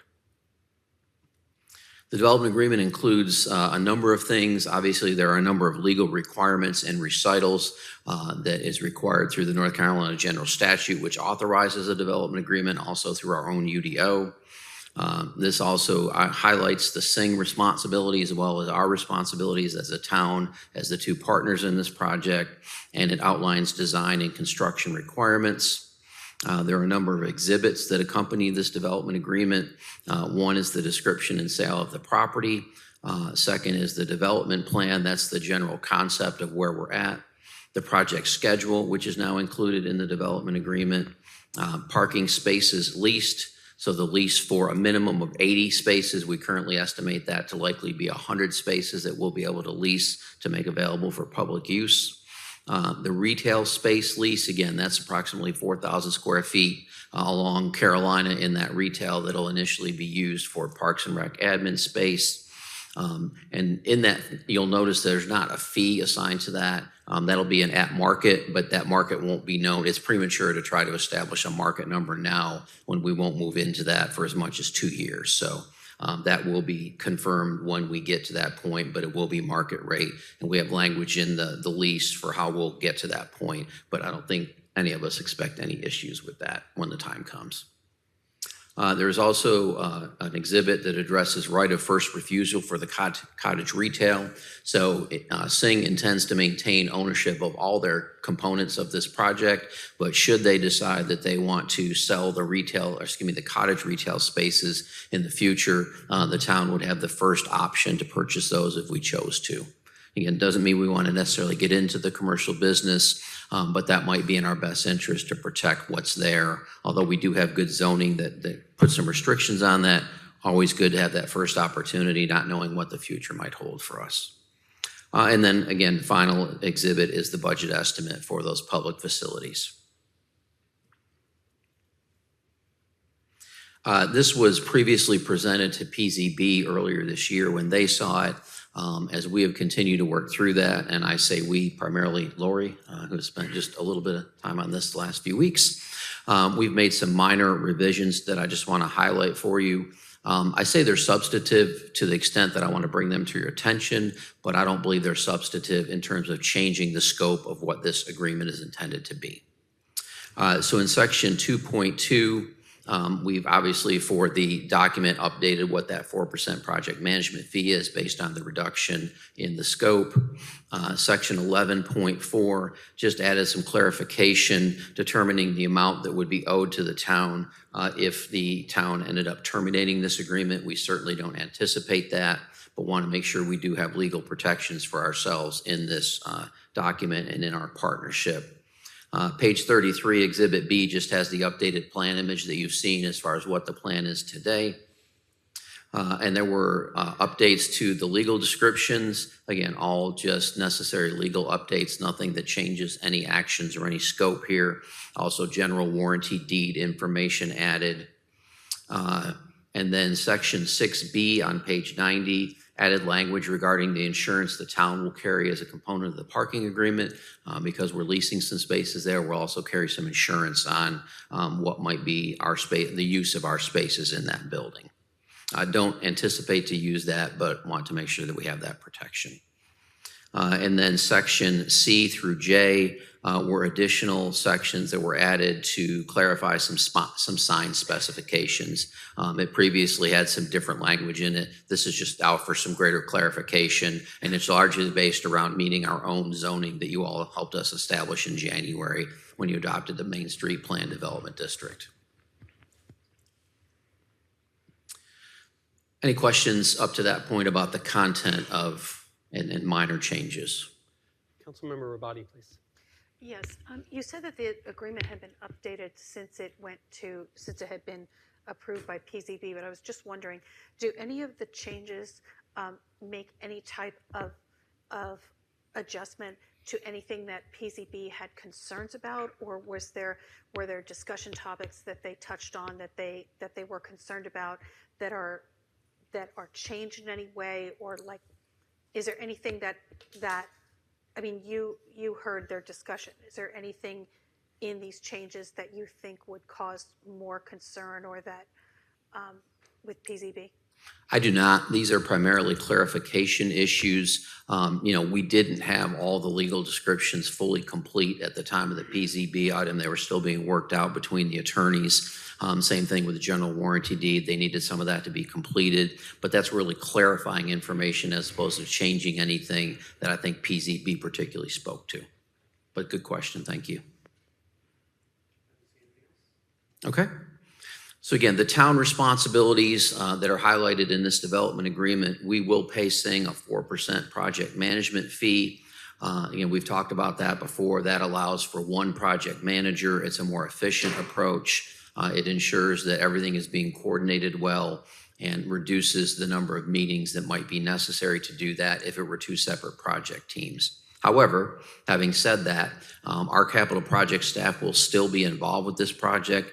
They will meet regularly with the project manager to ensure our interests are being met and that our goals are being achieved. They will review and authorize payment for all invoices during construction, so nothing gets paid by the town until our team reviews it and ensures that it's an appropriate charge and it's within what's been adopted. They also will have access to the digital files used by Sing and their contractors, so they can check in basically at any time on progress and answer some of their own questions that we might have for them or that you at some point might have for them. So although Sing is managing it, it'll really be done as a partnership. And again, we will overall continue to meet with Sing. We've been meeting basically every other week for what only feels like 15 or 20 years at this point. But we will continue to have regular meetings with them outside of what capital projects is specifically talking about, sort of the nuts and bolts of the construction, but still having conversations about how are things shaping up? What does that timeline look like? What do we need to continue to talk about? Because there's other components of this that we'll want to continue to collaborate with Sing, with our partners on. And then Sing has some responsibilities that are specifically laid out. So again, they will manage the construction project, they will manage all contractors and subcontractors, and will process all invoices for town approval. Again, even within that, the town does have the right to review contractors and subcontractors with the interest of making sure that there's not someone that may have not performed well previously with us or that there might be a challenge with. So we still have that ability to work with Sing on those selections. Again, I've sort of already highlighted what the one project manager advantages are. I'm not going to repeat that for you. And again, we will be able to participate in tracking and protect our interests as Sing does their work. Additionally, Sing is going to construct the parking deck and provide the town a minimum of 80 leased spaces. Again, we currently estimate that to be 100 leased space based on their design today. They will lease us the town office space for Parks and Rec admin. They'll be in that retail space adjacent to the library on Carolina Street. And again, that'll be at market rate as part of the support of the overall pro forma of the project. And that's not intended to be a permanent site. That's probably intended to be maybe up to 3 years of Parks and Rec admin being there, assuming that the project takes off. And then we'll be looking at other options for Parks and Rec admin, perhaps even in a future phase of Town Center. Again, they will purchase all of the land from us that's involved in this, and they will donate the completed town green back to the town at no additional cost to us.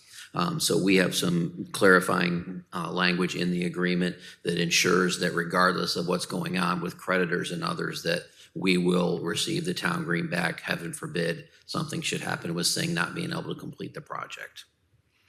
Sing also has the responsibility to compensate DFI with the School of Government, the 1% fee for their consulting work on this project. And Sing is required to abide by the zoning regulations that are adopted through the rezoning that occurred in January for the properties there in the Main Street Planned Development District. So again, that becomes the guidance of what's allowed, what's not allowed within that entire area for the project. Questions up to that point? Mayor Pro Tem Garamella, please. So one question, Brandon, in regards to the contractors and subcontractors that Sing will be picking up, and it just triggered me after what you said. If there is an issue between Sing and a contractor or a subcontractor that has led to delays and costs. At that time, for an arbitration, is Singh going to directly deal, or are we involved in it? Because we are the end product. I don't think we should be in if they are, it's a between them. I just wanted a clarification how that works. I think I have an answer, but I'm going to let the person that I know has an answer that. Lori Jones, Assistant Town Attorney. So if there's a dispute between Singh and its contractors and subcontractors, the town would not be involved. Our contract is directly with Singh, and so anything that we would be arguing over would be directly with Singh. So let's say they have an arbitration provision in their subcontract. That would be for them to pursue and deal with. We would hold Singh to the letter of our contract.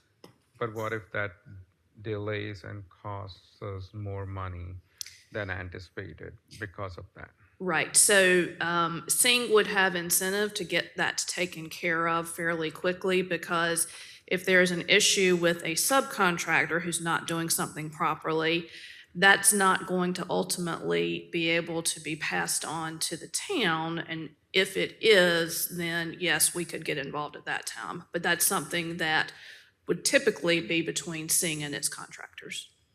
Okay, I just wanted to button that up to ensure. Okay, thank you. I don't see any other questions at this time. Okay, thank you. So our next steps then would be tonight to open the public hearing and then see if there's any comment from that we would certainly consider. We will, again, we've tried to answer questions and hear feedback tonight. If you have other feedback after this, we would be happy to hear that up through September 4th. That would give us time to react to that and still be able to get it into the packet on time for you. Any final revisions, if there were any, to the development agreement would be completed for that September 10th meeting. At this point, based on the work of the attorneys and our staff, I don't believe there need to be any additional unless you have specific questions that we would need to address. Our team is happy with that. Singh's team is happy with the final development agreement. And Eric and his staff at DFI have had an opportunity to review that as well. So again, on September 10th in the afternoon, coincidentally, is the LGC hearing for this project. We were informed as of today, this morning. It's been a really interesting couple of days. So if I get a little, we've had a lot going on, that they are putting this on the consent agenda for LGC on September 10th. So that's good for us. Indicates they don't have any questions. We will still be there on the off chance they do or it's pulled. But according to our contact with LGC, that's a good sign for us that, and again, we've done a lot of work with them sort of outside of the commission with their staff, and we've made presentations to them. We've kept them updated on what we're doing. So we're relatively confident that that's another good sign for us that will go through. Assuming that's the case, we would come back to you the evening of September 10th. So at that meeting, we would do several things. One is that Singh would be available to give you an update on the private development and some of their cost estimates for what they're working on, going back to the model we had previously discussed about what the overall costs look like and what the ROI and things like that look like as far as our participation next to them in the overall project. And then they will also have updates for you in terms of the imagery that you've previously seen of what the multifamily building will look like. They have heard some of your questions and concerns, and they'll be prepared on the 10th to address that with you with, I think I could safely say, some modifications to address those concerns with you. And then once you have had that presentation, we'll be asking you to approve the development agreement.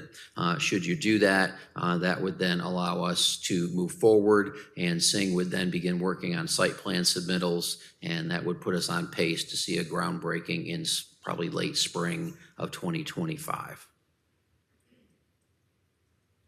That is what I have for you tonight. I'm happy to take any questions. Mayor Pro Tem Garamella, did you have something else? No. Okay.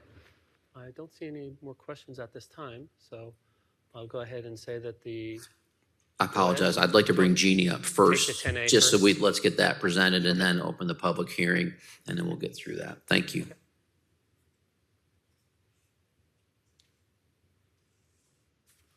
Good evening, Mayor and Town Council. So at your place, I've provided you a copy of what I will call the formality document for LGC. And essentially, it's you, one entity, Town Council, telling another entity that you support and endorse this instrument that we will use. This is something that LGC was required to approve and review, and they just require this formality of a document that says council supports it. It is in no way an obligation in terms of money or dollars. It's all about the type of instrument that they are required to review. And that you will be requesting that they review and approve it. That's in its simplest form. And I have it at your place, and it's up on the screen. And if someone would make a motion reading the narrative at the top, that will work. Okay. Who would like to be recognized to make the motion?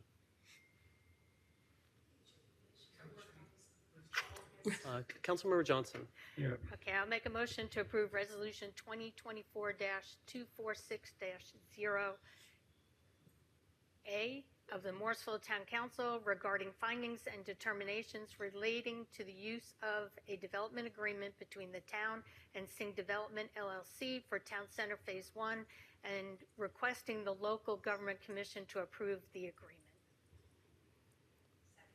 I have a motion from Councilmember Johnson, a second from Councilmember Rabati. All those in favor, please say aye. Aye.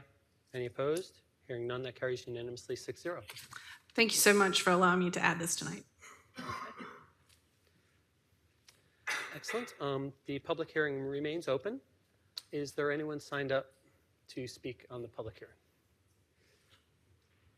for this item? No, sir, no one has signed up to speak. Okay, and any emails about this item? For the, Town just a Center moment. Development?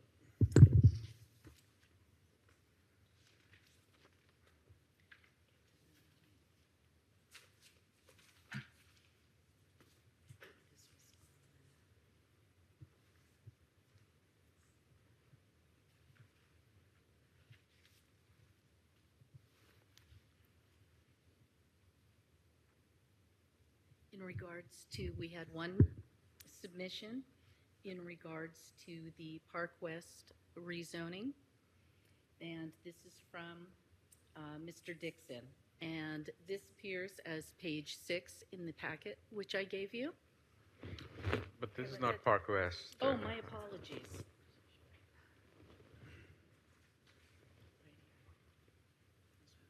Okay. My apologies. Thank you for catching that. The public comment is on page 6 from Mr. Torhi, if I hope I'm pronouncing that correctly. He is a resident of our community at 129 Vista Brook Drive here in Morrisville. And I will summarize his email for you. He is commenting on the development agreement 24-0003, expressing concerns about the town council's intention to enter into a development agreement with Sing Development for the construction of a new town center and town green.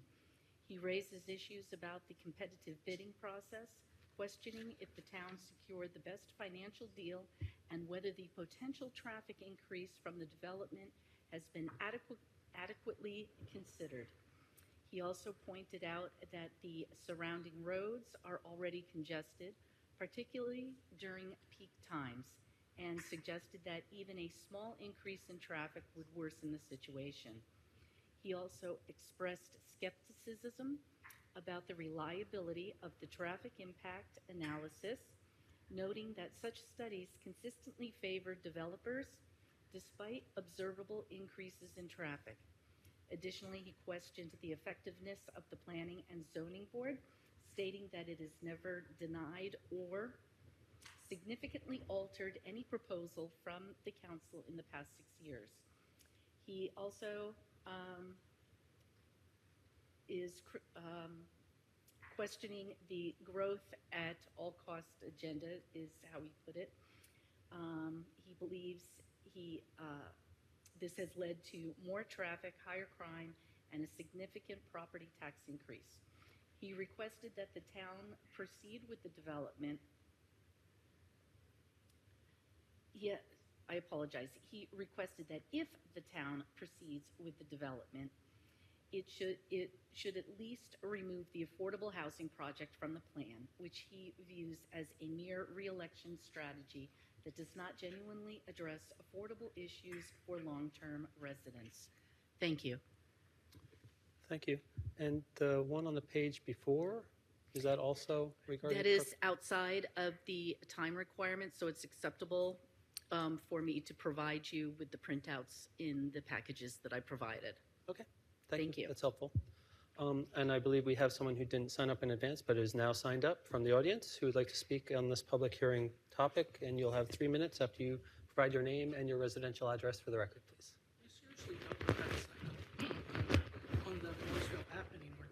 All right, Patty Chain, I am a 15-year plus Morrisville resident residing in the Carpenter Park single-family homes neighborhood.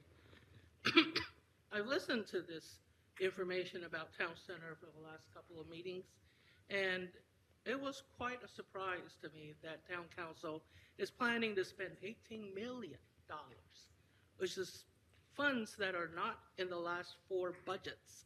And in 2021, when you were discussing the capital improvement projects, the bonds, the 3 bonds for $35 million, Town Center wasn't even mentioned, okay? So here we are, 18 million, where did that money come from? Well, you raise taxes in order to provide for something like a $12 million extension to Airport Boulevard, which is going nowhere from what I can tell, and you canceled the Crabtree Creek Nature Park. So perhaps that's where the $18 million is coming from. Because at this point in time, you've already have long-term Morrisville residents come and tell you that they can't afford all these tax increases. My bill went up $1,000 this year, technically, $974.75. That doesn't even include the tax increases you voted for a few weeks ago, all right? When I was a Morrisville Town Council candidate a few years ago, I received a phone call from the Apartment Builders Association, a gentleman with the Apartment Builders Association, asking me if I would support building more apartments in Morrisville. And my reply to him at the time was, are you able to build owner-occupied condominiums like those that you find in the state of Massachusetts, Maryland, or pretty much the only homes you can buy in Taiwan, where I was born, okay? The fact that these are not generic, run-of-the-mill 100 units, a new development making a few people wealthy, while those who want to build equity in their own homes have to move out of Morrisville to somewhere else where they can actually own property with a little land on it. Okay, this would allow people to invest in Morrisville. You know, maybe they have to share walls with other people. The fellow from Apartment Builders told me, well, it's not like it can't be done. But it hasn't been done in Morrisville, and well, why create something innovative and affordable for somebody who could invest in their own home, okay? It's not maybe something that wouldn't help Mr. Singh earn a lot of pocket money, but it would be better for such a project to be provided for the people whose taxes you are taking from, so that individuals can invest in the town of Morrisville. Thank you. Thank you. Was there anyone else in the audience who wanted to speak as part of this public hearing? Okay. Seeing none, Town Manager, was there something else you wanted to add? No, sir. Okay. I think we are good if you are. Okay.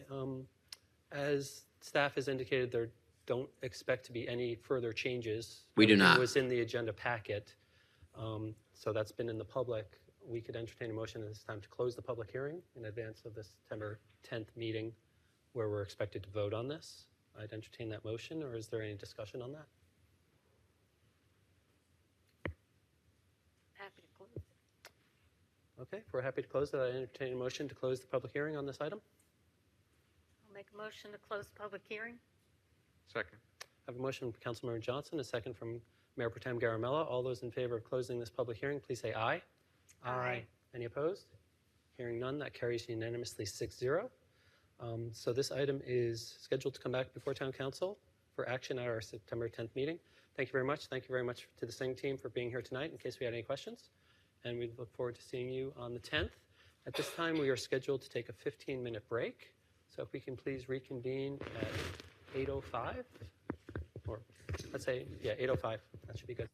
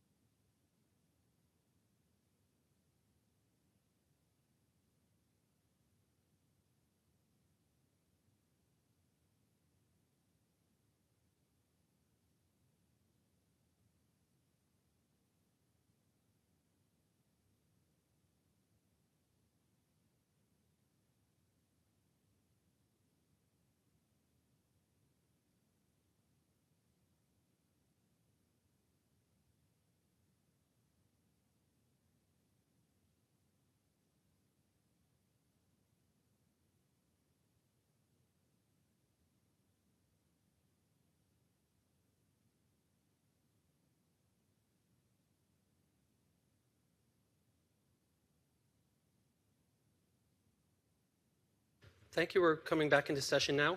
The last public hearing for this evening is on the proposed major amendment to the Park West Village Mixed Use Plan Development District Res 22-0012. This public hearing was continued from the August 13th meeting. At this time, we invite Brittany Johnson, Planning Manager, to the podium to provide any updates. Good evening, Mayor and Council. I bring before you again the application proposing a major modification to the existing Park West Village PD. A little on the history of this item to provide a brief background. This item first went to the Planning and Zoning Board for review and approval or recommendation November 9th and December 14th of 2023.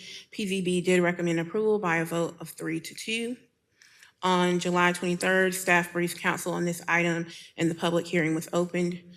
The item was scheduled to return to council for subsequent review and action on August 13th. However, the applicant requested and was subsequently granted a continuance.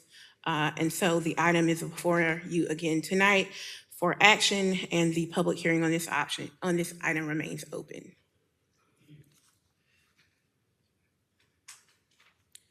So updates listed below were made following the July 23rd Town Council meeting. These changes were made in response to the feedback provided to the applicant. One, the workforce housing commitment was increased to 15%. It was previously 7%. Two, the workforce housing commitment was increased to a duration of 30 years. It was previously proposed to be 15 years. Three, 4,000 square feet of office is now proposed as a part of the mixed-use structure. The commercial square footage has been unchanged. The 4,000 square feet of office was removed from the amenity square footage associated with the multifamily component. 4, condition 30 was added, which requires the use of Energy Star rated appliances in the new residential units in the mixed use building. 5, condition 31 was added, which requires the use of cool roof materials. And number 6, condition 32 was added, which is requiring solar energy be utilized for common areas in the new residential portion of the mixed use building. I won't give a complete background, however, I did want to refresh your memory. The existing development is here outlined in red. It is zone mixed use plan development. The applicant is proposing to demolish the existing theater and 2 commercial buildings, approximately 64,000 square feet of commercial square footage. Post demolition, the applicant proposes to develop a mixed use structure consisting approximately of 36,000 square feet of commercial, 4,000 square feet of office, and 250 additional multifamily units.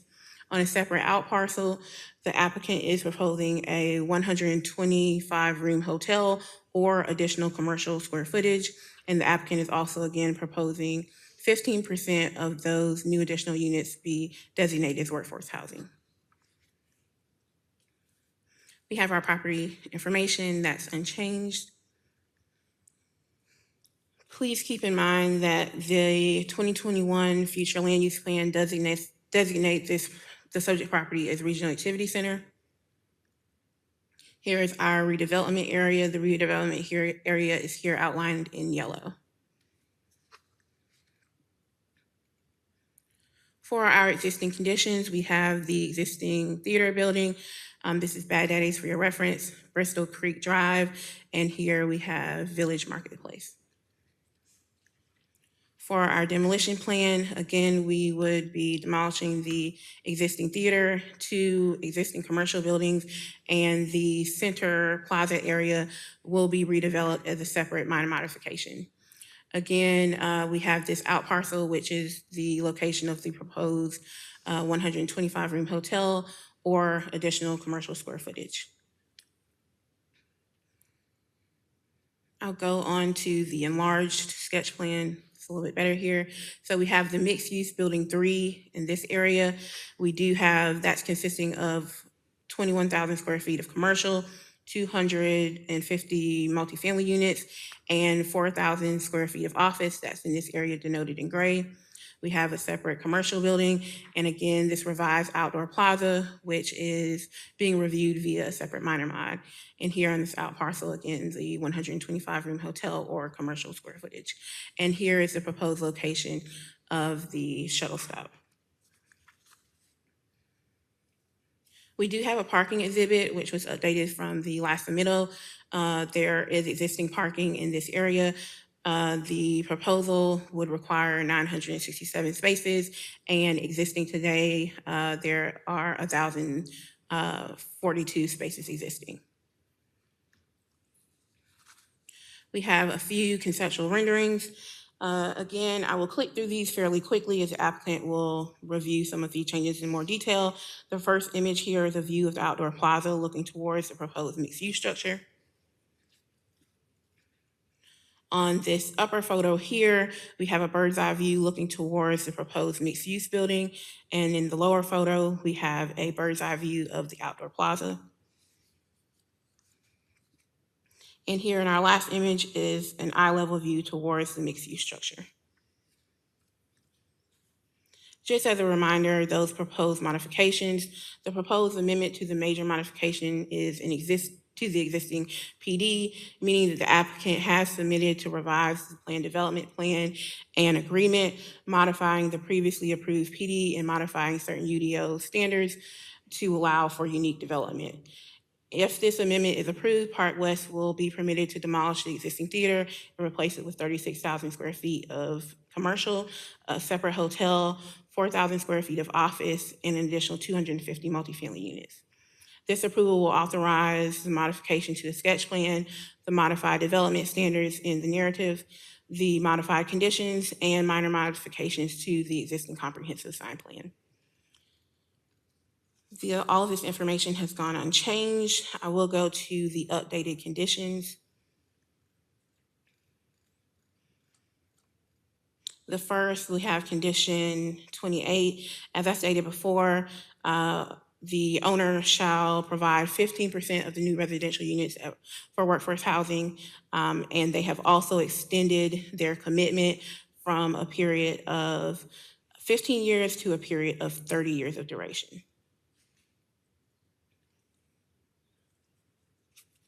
3 conditions were also added. The first, that new residential units within the mixed-use building 3 will utilize Energy Star rated appliances. The next condition would be that the new mixed-use building, and that's MU3, shall be designated or designed consistent with cool roof technology and guidelines as published by the U.S. Department of Energy. And the last new condition would be that the residential portion of the new mixed-use building, MU3, will be utilizing solar energy systems to power the requirement for the amenity and common space areas, and that's per Duke Energy requirements.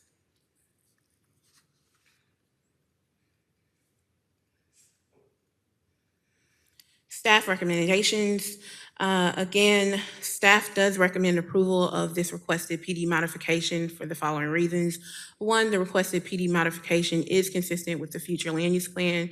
The future land use map shows this area as regional activity center. Preferred uses include office, retail, shopping center, restaurant, lodging, mixed-use development, and multifamily residential. The proposed PD modification provides a balance and mixture of these uses within the MUPD. 2, the requested PD modification encourages designs that fosters attractive destinations where people can visit and experience and have experiences. This is a key consideration of regional activity center designation areas within the future lands plan. It also seeks to create more outdoor dining, seating, and more usable open space. 3rd, the proposed PD modification provides a smart shuttle connection internal to the site. This is a key consideration of RAC designated areas within the future land use plan. And 4th and finally, the proposed PD modification provides privately developed affordable housing as called for by key action item 11 in the land use plan. This request is truly in keeping with the future land use plan and is needed for the viability of this existing development. Staff does recommend approval on this item. I have your action language here before you. So this is your ordinance language for tonight. You do have the option to take action on this item tonight, and the public hearing remains open. I will bring the applicant forward as well so they have an updated presentation for you all. So please let me know if you have any questions for me, and the applicant will present if you have questions for them as well. Thank you. Yes.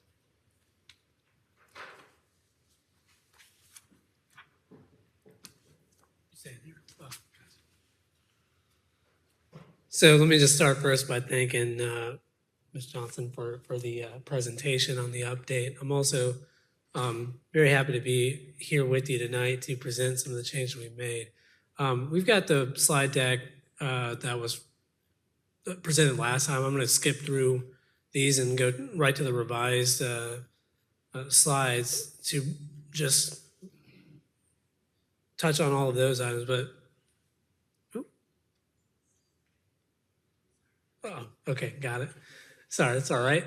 So let me first start by saying that following the previous hearing, we got a lot of feedback from you all, and a lot of that feedback we've taken to heart and tried to figure out what to do. So I'm just going to go through what we have done and the changes we've made to the plan as a result of the feedback directly from you all. So first, we added 4,000 square feet of office. Commissioner Rao, you mentioned, and I think it was a fair point that you made at the previous hearing, that mixed use, the definition of that is live, work, play. And obviously the work component, I mean, there are jobs at Park West Village, but that's not really what's meant typically when we talk about live, work, play. And so we thought that was a fair point. And so we endeavored to add some office space to this. And we're consistent, I think, with what kind of the spirit that you mentioned that in, have planned this as kind of co-working space. And I think our Tom will be able to speak a little bit more about that, but we're having conversations with other organizations to see how we can utilize this space for like essentially startups as an incubator space, which I think is something that you touched on. And we were able to add this by utilizing space that was already in the existing mixed-use building. So this doesn't change the footprint of the building, actually, it's just kind of reprogram some of that internal space. And as you mentioned, Commissioner Rao, it was a missing component. I think the project is now improved as a result. We've revised our workforce housing condition as well. Several of you mentioned the desire to see more affordable housing in a longer term for that. We actually increased it to 15%, which is actually more than I believe anyone had suggested at the previous hearing. And we increased it to 30 years, which also is more than what folks were talking about last time. And that's, they took a hard look at their pro forma and figured out what they could do. This is a meaningful commitment. At 15% of the units on this project, it's going to equate to 38 units overall. That would remain affordable at the 80% AMI level for a period of 30 years. Just to put things into perspective, this is significantly more than any project, not only in Morrisville, but similar destination centers in other municipalities do not have this level of affordability built into them. So you think about South Point Mall in Durham, think about North Hills in Raleigh, or Fenton in Cary. This is in my opinion, unprecedented type of commitment to workforce housing. And frankly, this is something that I think Morrisville, but really every municipality needs to put more focus on. I'm really happy that CASA was able to do that here. We also added sustainability elements. Councilmember Fender, you specifically talked a lot about solar, and we have committed to using solar in the mixed-use development, and specifically just to be clear about what it's going to be used for, is for those common areas in the residential portion of the mixed-use building. We don't have all the answers on how that's going to work, but it was something that you said at the previous hearing that really stuck, which is regardless of what it takes, it is the right thing to do. I think that's correct, and so does Casto. And they've made that commitment. And not only that, they've made a couple more commitments related to green building and sustainable elements. So in the residential portion, that's where we would expect appliances to be. So we've committed that these will be Energy Star rated appliances in the new units. We also take a look at some of the other building metrics, green building, sustainable building metrics that are out there. We came across the cool roof standards that the Department of Energy has put out. Those are related to combating or addressing the heat island effect. I'm not smart enough to explain what that is, but I think we all have felt that in various developments where it just seems hotter at that development. And part of that has to do, my understanding is with the roof structure itself. And there are some guidelines that the Department of Energy has published. Primarily, these are related to the materials used or the coverings used for the roof, and also significantly the colors of the roof that can have a huge impact on that heat island effect. So we have committed to building the mixed-use building consistent with the published guidelines from the U.S. Department of Energy for the cool roof standards. I think all of these changes ultimately make this a very compelling project, in addition to it being a mixed-use project, a reinvestment in a destination center, and a way to address a currently failing business, the movie theater. I wanted to also share a little bit about the economic impact of the project. This project is as large as it is going to have a significant payment in lieu to the park fund for the town. And that was going to be a one-time fee that's paid at the time of site plan approval. If the zoning were approved, the site plan would probably be approved in approximately 12 to 15 months. And based on the current parks payment in lieu fee, it's going to be approximately $675,000 in one chunk to the town as a result. We also looked at the property tax revenue. So just extrapolating numbers based off of the newly adopted tax rate and the recent reval, we are estimating that the current, well, actually, I should say, this is an estimate. The current revenue from Lot 11, which is the movie theater lot, results in annual revenues to Morrisville in the amount of $63,000. The current district lofts mixed-use valuation approximately comes in at $3,425 per unit. With the redevelopment of this as proposed, we would expect that the estimated annual property tax upon the completion would be around $660,000, which is a net increase of $500,000 overall, but the increase in Morrisville is $200,000 annually. And the increased property tax estimate that we're talking about here would occur, at the full build out of the project, which probably would take about 4 years after zoning. Obviously, incrementally in those 4 years, you will see additional tax revenues from things that are built. And then, of course, there's a sales tax aspect. We're adding some additional commercial here, 21,000 square feet. And so luckily, you guys have the town center project. You guys have run a lot of numbers. So we were looking at that project, and based off of some of the assumptions for the town center project, we would estimate that the additional sales tax revenue from the new commercial components here would be in the range of $160,000. So ultimately, there is a huge economic impact, economic benefit to the town from this project. I'm going to turn it over to Tom. Oh, I'll keep going. Look at that. So I'm going to keep going, and then I guess Tom will be available to answer questions, and our team, as we have other members of our team here. So I just want to recap to close out the project benefits. So recall that the main reason that the catalyst for this is the fact that the movie theater industry is just not what it was. This movie theater is operating at a loss. There is no actual operator.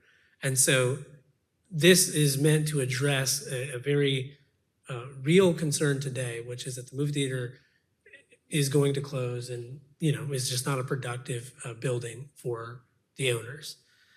So rather than just tear it down and maybe do nothing, that's what this rezoning is about.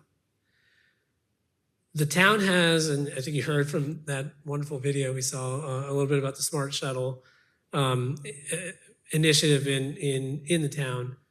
And obviously, Park West Village is going to be a destination that people are going to want to get to. So we've worked with staff and I'm going to say Go Carry, maybe more broadly Go Triangle group, to implement a new Smart Shuttle stop internal to the site, which was of critical importance in the transit planning. So we're happy to be able to do that. And that's in addition to the existing stops in and around Park West Village. So this is, additional transit opportunities here. We're also adding a lot of workforce housing, 15% of the new residential units for a 30-year period. Frankly, this is, I work on a lot of projects in a lot of different municipalities. This is a very strong commitment. I think the town of Morrisville should be proud to kind of set this as an expectation going forward for development.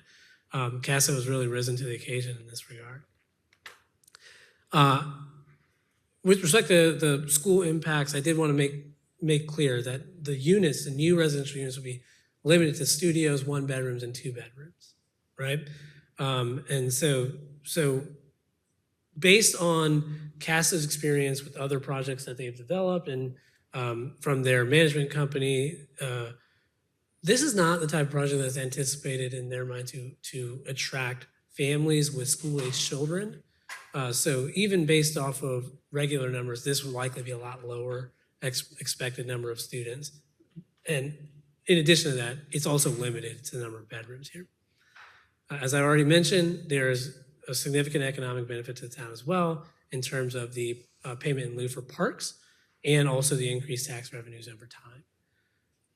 I think this project is really set up nicely. It's been improved through this process. I think perhaps this is a great example of how the process ought to work. That as we're able to respond to feedback that we get, the project can improve. And in fact, that is what happened here.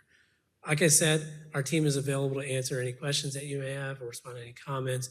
And we look forward to hopefully having your support on this project. Thank you very much. Does anyone have any questions for staff or for the applicant? Okay, I'll just continue with the, Councilmember Fender, followed by Mayor Pro Tem Garamilla. So I just had one question of clarification on the solar panels. It says they're for amenities and common areas. So can you give some more details?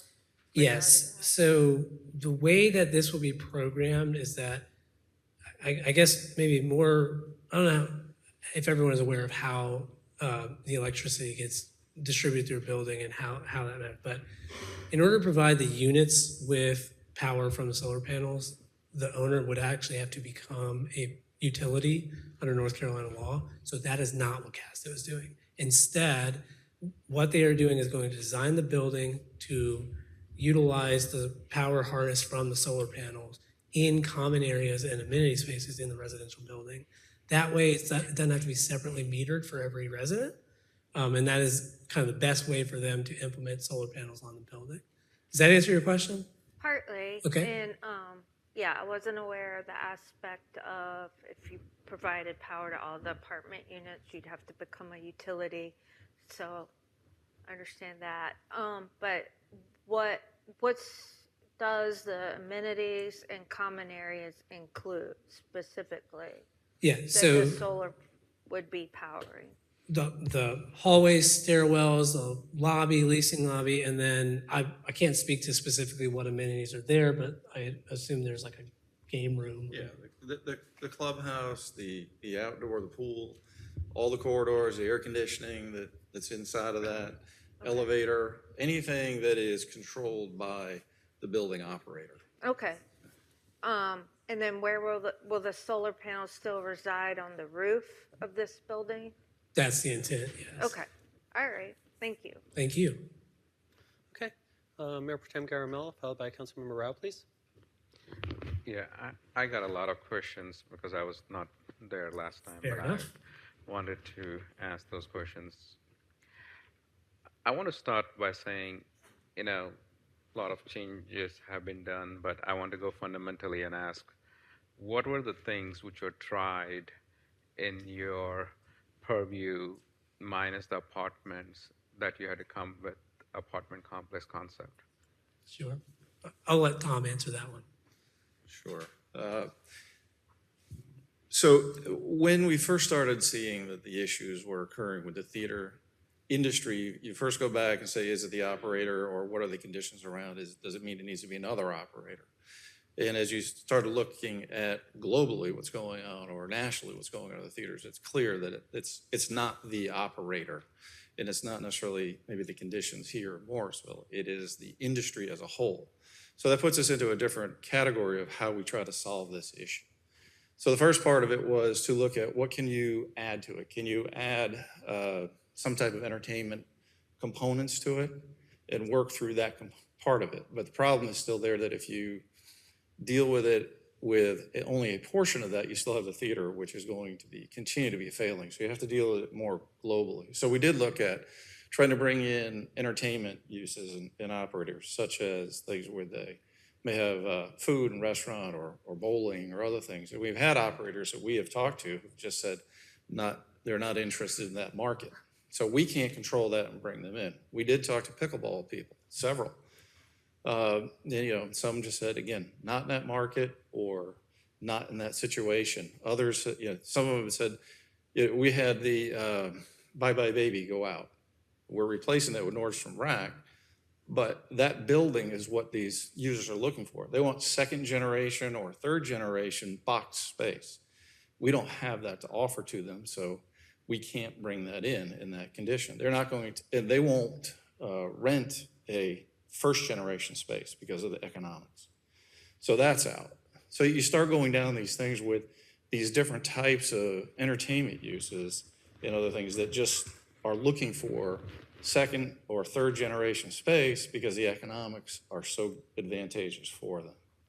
So that brings us to then, how do we do things that are going to benefit the entire center?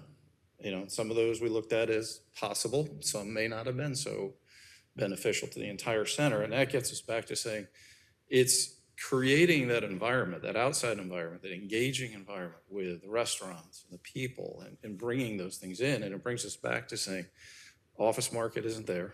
You're not going to be able to do that. So we can bring in a mixed use building with residential and commercial, enhance the outside space, and you create that engaging entertainment space in a different fashion. It's not bowling, it's not pickleball, but it's passive and active. Like I've got grandkids and I can see, bringing them out there to play and hang out while maybe we sit at the restaurant or something and you can see. And so those are the kinds of different activities that you're going to see and the things that we did consider trying to look through that. But I think one of the other parts of it is you have to look back and say, any reuse of the building has to be a 7-day-a-week operation. We can't go in and say, well, somebody's gonna use it on Wednesday, somebody's gonna use it on Sunday or Saturday or whatever it is, and that's it. There's a significant cost to operating the building and to keeping it in place. All right, so I'm assuming apartments is lucrative and still strong in Morrisville because we don't know the market, and that's the reason I was asking Michelle, what is the trend? Is it still strong? Can you repeat the question? I'm saying, is the apartment trend still very strong in Morrisville? We think it is, and all the information we have on the market is, yes, that it is. I mean, I think if you may read things nationally, and there are markets where it is different, where you've got things that are maybe taking a reverse trend or flattening. Okay. We just don't see that here. Okay, and then originally there was parking deck, right? Wrap around parking deck when I first saw. So now there is no parking deck. It's surface parking, right? That's right. When the project got reduced in its magnitude, the parking deck was removed because it wasn't necessary. And the calculation of 800 parking spaces that you have 1,000, does it collide with the entertainment and the things? Will they overlap and there will be again like a parking mess there, like, to get parking on that area? I think with anything, you're going to say that somebody is going to say there's no parking, okay? Mm-hmm. Because it's not in the location they want. There's adequate parking within that area to serve it all. Maybe somebody has to walk a little bit longer than they might like, but there is adequate parking for all those uses. Okay, and it's my understanding, like all the close by houses or businesses have been notified regarding this, right? Yes, we did have a neighborhood meeting, and we sent out over 500 pieces of mail through USPS based off the information in the tax office. And just to be clear, what we did was we notified people in the nearby adjacent neighborhoods, and where the site address did not match the mailing address for the owner, we also sent a piece of mail to the site address that would imply that that particular property was not owner occupied. So we sent a piece of mail to the owner and to that property as well. And yeah, if I recall, it was over 500 piece of mail. Did you get any responses back from them, or? Oh, sure, yeah. We at the neighborhood meeting, there were. No, not in the neighborhood, like response to the letter or anything. No, I don't think anyone responded to the letter. I mean, the letter was inviting them to the meeting, and so Okay. we had attendance Okay, at the inviting meeting. to the meeting. Okay, got it. Then the other question I have is the place for hotel. That has been there forever, and is it earmarked for a hotel? But I'm also seeing that the language talks about commercial too. So which one is what? I want to ensure, because we don't want tomorrow by right you're doing something than what we were talking about here as an intent. Right. So it is marked on the plan as a spot for hotel or commercial. I will say when we had conversations with staff, they thought it would be too restrictive to just put it as hotel. Frankly, we agree because we don't actually have a hotel operator. But just to be clear, we don't have an end user for that space. But that is, we're looking at that as the hotel site. Oh, let me just add to the hotel discussion. I've been here since 2007 working through this project and its evolution. We have marketed various parcels there for hotels and continually do that. So we are not hotel operators, so we would bring somebody in, but we can't force them to come to the table if they don't want to. And we have some challenges. We still think it's a great opportunity to bring a hotel, and we think it's a great use, and we wanted to have that. So we have, continued to market that. We had a few who came to the table and then walked away. One of them started through the process and then decided it was too difficult and walked away. So we're doing what we can to try to bring it in. We still believe it's the right thing and the right use to add, but it's got to be at the right time, the right place, and the conditions just have to be right. Yeah, the reason I bring this up is because Expedix, one of the applicants, came by and said he wanted to build a hotel and other uses. So I'm assuming, again, not knowing the market, they might have done their homework to come and put a hotel there. And also, if you look at Parkside, I would say similar to Park West, has a Marriott there, and it is thriving. It's very hard to get accommodation there. So the hotel is a running business. It's not like, I talked to a lot of my friends who have all these hotels. They're running almost at 100%, basically less than 3% vacancy, or less than that. So the market is there. So, but I just wanted to ensure, yes, you're not in the hotel industry, but creating that conducive also generates and activates the shops and everything around it too, with the floating public. So, and that was my whole thing of asking for a hotel, which makes more logical sense than a commercial, then again bleed for customers.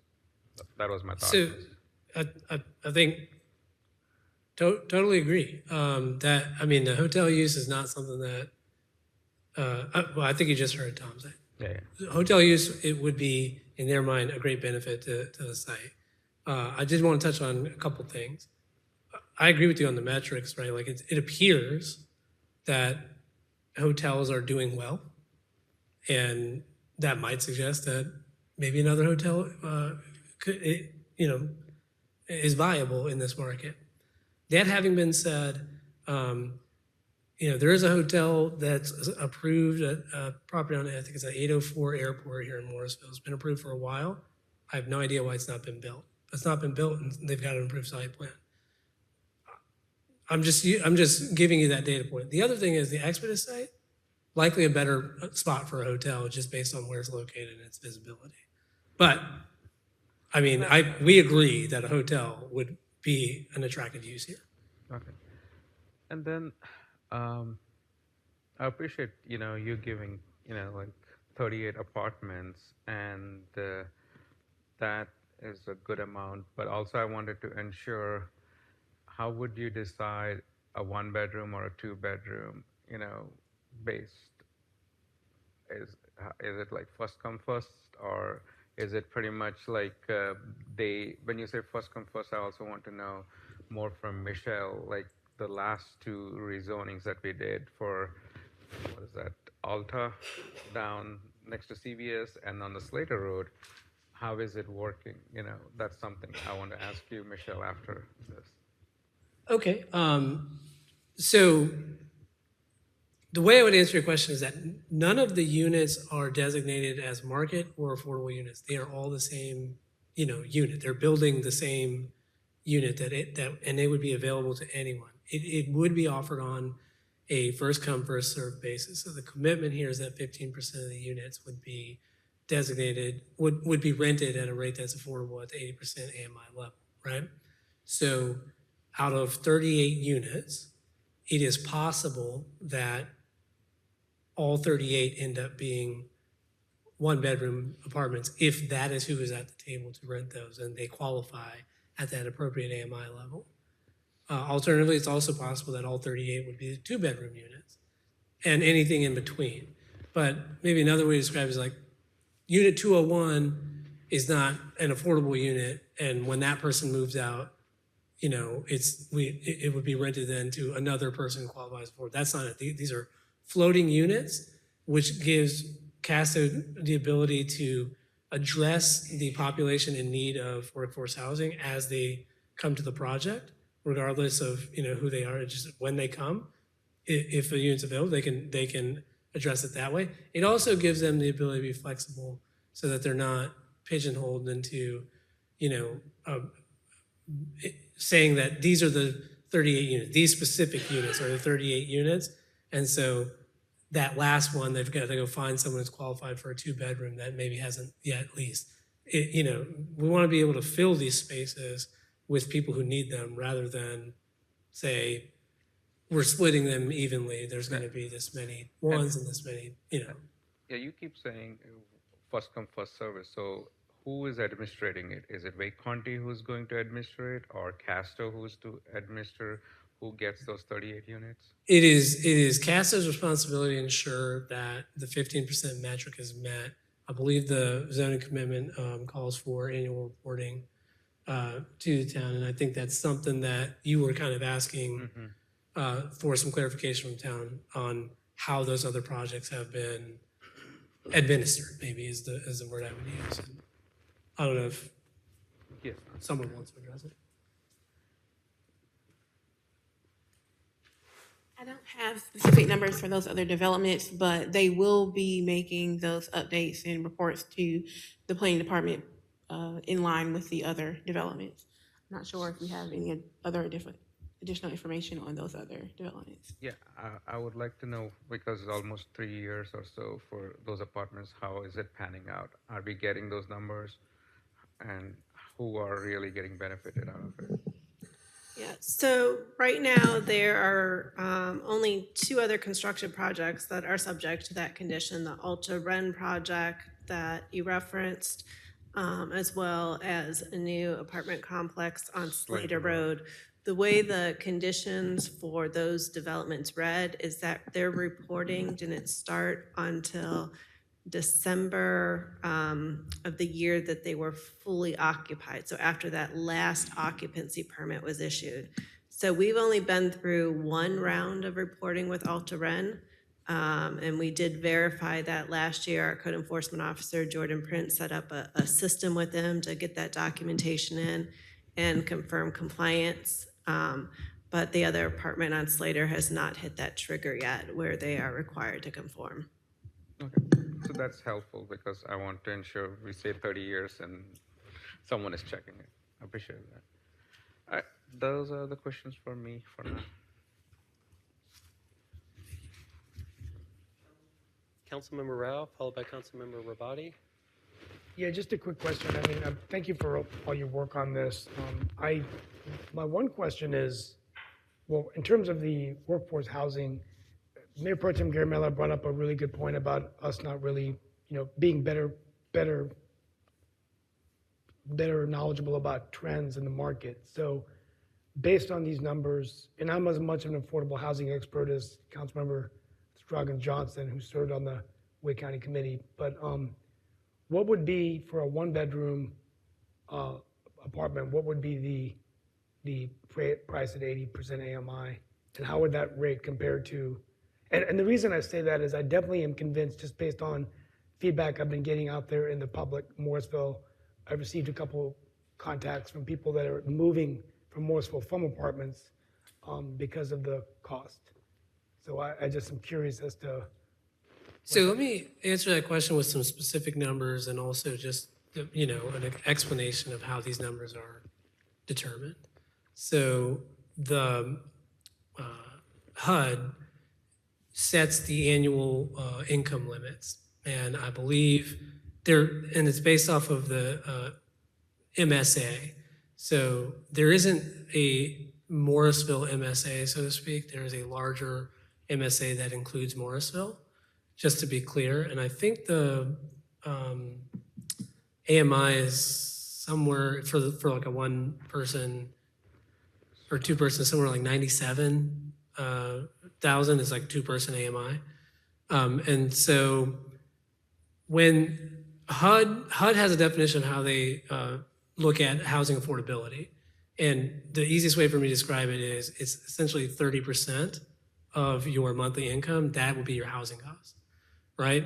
So you go from the 100% AMI, you look at different AMI levels. So 80% AMI, I can't do the math in my head, but that's, you know, it's 1,700. Yeah, roughly 80,000, right? Because 100% AMI is roughly 100,000. And I'm sorry, I'm talking about a two-person. Well, I mean, You asked about a one-bed. Yeah. So the rental rates are then set based off of that. The rental rate for a one-bed today, based off the current HUD AMI numbers, is going to be around 1,700 for a one-bedroom. Now, those numbers change every year, and they have gone up significantly recently, which I don't think is a surprise to anyone because, you know, you've seen the housing prices go up significantly. A huge portion of that, though, is essentially the cost of money, which has been a lot higher recently through essentially COVID than it has been historically. My point is the number actually can come down, and I think probably will come down just because I think the cost of money is also going to come down. But what those numbers will be next year or the year that the apartments are actually delivered, I couldn't tell you. I just want to make sure that if we did have this standard, that cost is going down for someone in Morrisville so that they could stay here rather than leave. But you're telling me that the cost would be less than what they would traditionally pay. That's the whole reason of making them workforce housing. Oh, sure. Yeah. So the differential between like a workforce housing unit from a rental rate perspective and, let's say, a non-restricted unit, that I think that's maybe what you're asking, right? Yeah. Is going to be, you know, in on a per month basis, something like 300. Yeah, $300 a month. I mean, it's obviously it's a little bit more for a one bedroom and a little less than in like a two bedroom, but in that range, $300 on a monthly basis. Okay. The second question I have for the applicant is I want to give others a chance is, you know, we really want to work with Park West, but I think obviously, you know, where we're coming from, there's been a lot of pushback about density and, you know, the fact that your apartments have gone up a lot in Park West. So my question is, would there have ever been a way to perhaps reduce the square footage of, you know, right now it's 64,000 for multifamily. Would there have been a way of looking at maybe a gym or a rec center or something that could be built that would reduce? So in other words, going down, you know, to 200 units or 175, or is it just hard to make money and you have to do them in? So let me make sure I understand your question. I think what you're asking, is there a way to use the existing building to put in a different use or to convert it to a residential? Is that? Right now, you're going to tear down the entire theater, right? And then that, based on my memory of the slides that I've seen, it's about 64,000 square feet. Right. That would be multifamily, right? I think all of that would be, the whole theater be torn down, right? And then all of that would be, Correct. The existing building is being removed. Right. So that square footage goes away, and then you build back with a mixed-use building with residential and commercial. Oh, So okay. the square footage of that building is different than what's there. I just didn't know if, like you reduce the square footage of, and instead of having, 250 units, you had 200 units and you could have like a gym or rec center. I was thinking pickleball as well initially about just having like a pickleball or play tennis center or come in and build courts. But, I just didn't know if that was something that is just, or is it just based on the cost of the land and everything that you have? Well, again, I'll go back to the fact that we've talked with different pickleball users, and they either said not in this market or not in that condition. We would have to tear down the theater to build a new building, and they said, we're not taking first generation space. So the others, who just either were non-responsive or said not in that market, kind of sets the bar for us that's not a use that we can really move forward with. And the final question is the TIA analysis. I'm going to have to go back and look on just in terms of like traffic on the road, in the morning, in the evening, and how much would that be impacted? Obviously, staff has looked at that, and it's not something surfacing to the.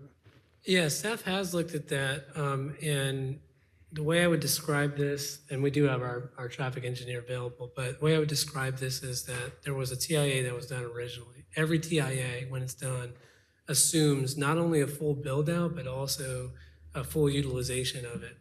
So if you think about what's already been approved or what the current zoning is at Park West Village, there is what I would call a trip budget based off TIA. The changes that we're talking about here remain within that trip budget, which means that at full build out, there is not expected to be materially more traffic on the road on what we're requesting versus at the full build out and full utilization of what's already approved. Now, I want to be clear that the assumptions here are full build out, full utilization. I'm not telling you that there won't be more traffic on the road. The movie theater is not in use. That's the problem, right? But the traffic that a movie theater is expected to generate currently, that's not happening. Obviously, it happened previously when the movie theater was in full swing and everyone was going. That's just not the state of things right now. So the traffic impacts have been looked at by staff and also our traffic engineer. That's all the questions I have for now. Just for my colleagues and the applicant, I've gotten a lot of new information, so I'm not, and because we have one council member not here, I would like to just talk to my colleagues and think about this a while and, not vote tonight. So I just want to disclose that to the public. Thank you. Councilmember Rabati, followed by Councilmember Fender, please. My questions are for the applicant. So first, I would really like to acknowledge the considerable effort that you put into making a lot of really good decisions for this space that weren't there before. The additional environmentally friendly elements are fantastic. The additional workforce housing. I really hope that this is something that your company can carry forward as a new design metric. And it does make the project more attractive. I cannot get past the 250 apartments. And that's a shame, because there are a lot of benefits to this project that we do want in our town. But 250 apartments is just too many. And so is there any way that some of the space could be townhouses, that some of the space could be literally anything else that isn't going to add as much density in that area? Because I'm just wondering, because when the movie theater was active, the project as a whole was profitable, correct? I mean, it wasn't, the movie theater was generating enough business when it was generating business before COVID. The movie theater was generating enough business that this issue did not exist, right? It was, I mean, it tanked during COVID and the industry tanked at the same time, and that, I mean, that was just a sort of a perfect storm of economic awfulness. So first, let me go back and I think when you go back and start talking about the movie theater and was it profitable or not, you got to remember that you have another movie theater across the street. Yeah. So when we came into this, we would never go into the idea of building a movie theater across the street if there wasn't information that had said that that isn't going to be there long term. That didn't happen. I remember that. So yeah. that changed the dynamics of how this thing operated, and it never really met its full yield. So it was a problem going forward, and then COVID happens, and then it becomes a very serious problem. And that's where we are today. So going back to townhouses, look, townhouses on a small component, I think, as part of a shopping center or part of a commercial center are very challenging for a lot of different reasons and how they're operated and expectations of the people who live in them versus expectations of people who live in a more urban environment. And I think that that's part of the component. And the economic investment that we're making, a lot of the things that you see there would absolutely be washed out. And I don't know if it would make sense for us to go forward with that. So that's kind of really the reality of where we are. And I think that you need to kind of, it's hard to understand that, but I know you're going through the town center, you're seeing different costs, you're seeing what things are. And that's what drives some of these things. You've got to be able to make it sustainable. Right. Yeah.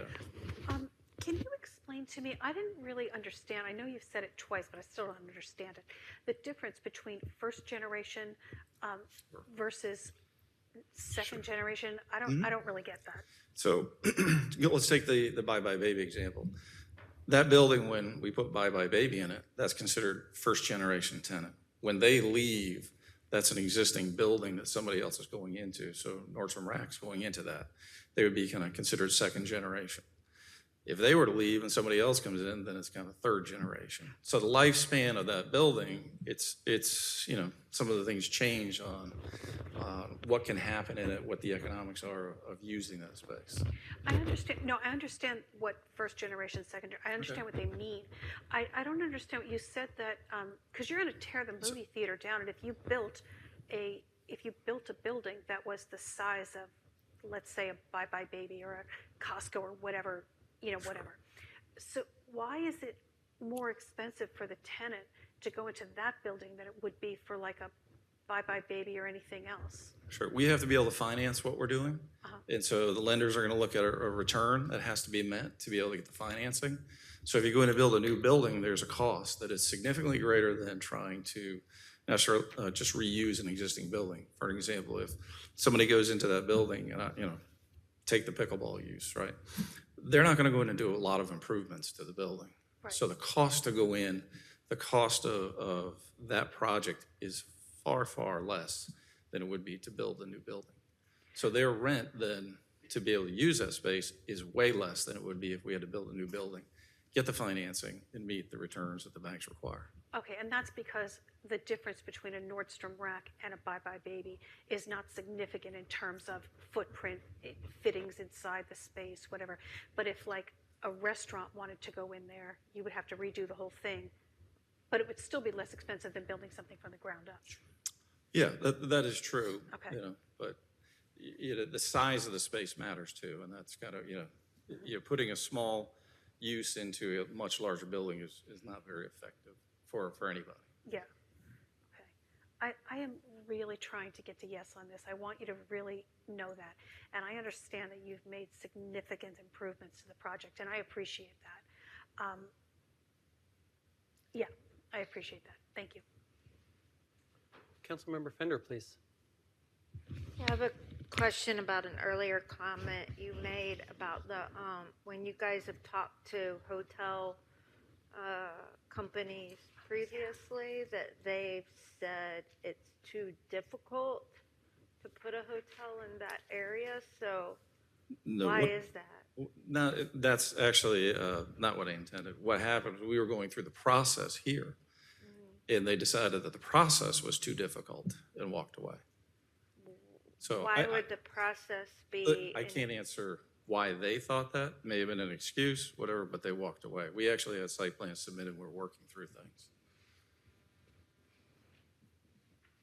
Okay, I'm just trying to understand why that location would be less desirable for a hotel than like the Marriott at Parkside, or there is a new hotel right along Airport Boulevard. So why would Park West be more difficult or have more challenges? Let me just ask a clarifying question for Tom. The hotel site that you were working on previously at Parkway is not the same site that we're talking about right now. Correct. Yeah. So I think the question you're asking is not one that we can answer. Just like they're two different sites. I think I said earlier that I thought the Exodus site was probably a better location for a hotel than this location that we're showing right now. And I'm only saying that because of its location's proximity to the main road, whereas this is kind of an internal site. It's, I think that pretty much any commercial business is going to want to rather be out on the main thoroughfare to the extent they can be. So that's what I was suggesting. Now, Expedus is not, as my understanding, is not zoned for a hotel anyway at this point. What are you saying? The Expedus site, it's Where's that? right there. I mean, it's right. It's across from Sheets. Yes, across from Sheets. That's the best way to It's a describe it. big warehouse. Yeah. So those, I believe those owners have previously suggested that they would be interested in opening a hotel there, but their property isn't zoned for that. So all I was saying earlier is, if I were a hotel operator, I assume that I would probably be looking at that site if it were zoned for it. But I suppose that comment is also relevant because it's not zoned for it. Okay, I understand. And then I had two questions for staff. One was regarding the Alta Ren affordable housing. It was my understanding that that was being managed by a third party. Is that true? The affordable housing piece? I thought they were bringing in a third party to manage that. So that developer, Wood Partners, is still managing that project, managing the leasing of those units, and then they just do the annual reporting to the town. So they are managing that. Because I thought at the time that development was approved, they said they were going to use a third party. I can't recall if that was verbally said at a meeting, but they have been managing that. And the apartments at 0 Slater Road, is that the same case? But nothing in either of those conditions would require them to hire a third party. It just requires them to provide the percentage of affordable units for the time limit that's required. Yeah, I understand it's not required, but are they managing it themselves or using a third party? I can't say for certain. Their reporting isn't up until December of 2025. Okay. All right. And then my other question for staff was, why are we adding another shuttle stop in that location? There's already 2 right there on the road. So I'm curious as to why, this shuttle stop is in short walking distance of these other 2. Yes, based on my knowledge, I think it's due to community feedback. I think the Smart Shuttle is, we get routine information from residents, and so based on need. Okay. All right. Thanks. So I see Councilmember Rabadi, but Councilmember Johnson hasn't had a chance in the first round, so I'm going to recognize Councilmember Johnson, please. So I don't really have any additional questions to the applicant. I guess I just want to acknowledge a few things, and I appreciate Councilmember Rabadi doing the acknowledgement. And she's right. You have made significant changes to this project since you received approval at Planning and Zoning last year. And we've all weighed in on this project over, I think, 3 years, quite frankly. So, or close to 3 years. And so I appreciate all the outreach to the community. I was on that public meeting, that virtual call. I heard the questions and the concerns from the neighborhood, and since then you even made more revisions to what's before us today. So I appreciate that, but I also want you all to appreciate that you can hear the concern and the struggle from council members that are really trying hard to get there. I think we as a council, and maybe I shouldn't say that, I'll say me, acknowledge that the viability and the vibrancy and the success of our commercial development is important to our community. And the residents in the Preston Grand neighborhood that I've reached out to, you know, all have said they don't want to see boarded up buildings. They also don't want to see the movie theater going away. I don't want to see the movie theater going away either, but understand the reality of where we are today versus 15 plus years ago when the movie theater was built, when you know, there were different dynamics to that industry. There were different dynamics in this town. So in 15 plus years, a lot has changed. And I think as a council, we're struggling to keep up with that and to make the necessary changes to help you all, and more importantly, our community, have a vibrant commercial area to go to. And I will tell you, it's a long walk, but I can walk to this development, and that I know there are lots of residents that can walk to Park West Village and do walk to Park West Village, and there's some, that's a good thing for us. And if you have to drive, you have to drive, but there's a lot of us that can walk there. So the other thing I just want to say too is and I have said this for years, our greatest opportunity here in the town of Morrisville is our redevelopment opportunity. And I would put this in that bucket. We have seen some real significant redevelopment over the last couple of years. You can point to the old Sam's building where that had to be redeveloped because that big box Sam's store was not vibrant and functioning and successful. So we struggled with that, and I remember those conversations. And it is very successful today, and we were smart back then dealing with that redevelopment because we can see what spurred after that with all the other, the Spark development that's here now, and Pathways and all the others. So so anyhow, I just want, thank you again, Councilmember Rabati, for acknowledging the hard work of the applicant and addressing all of our issues, I don't know, we could debate whether you've addressed all the issues and concerns we have, but making those real significant steps to do that. And then again, want you to understand that we're working to try to get there. So that's all the comments I want to make. I do have some comments after. I know the public hearing's still open, so I have some comments when we get to that conversation. Yes, we're still on questions for staff and the applicant. Councilmember Rabati, please. I did have an additional question. Did I understand you to say that you had been marketing the planned hotel space to hotels since 2007, or did I mishear that? No, that's right. Since it may not be that specific parcel, Right. but parts of Park West have been marketed to hotels for that period of time. I mean, which I can understand the drawbacks to it, to the site, just because of the distance from the airport and the distance from the big companies that are bringing in a lot of people all the time, like Cisco and NetApp. But so that leads me to question what the real possibility is that you'd be able to put a hotel in that space, and then if that doesn't happen, what is your plan?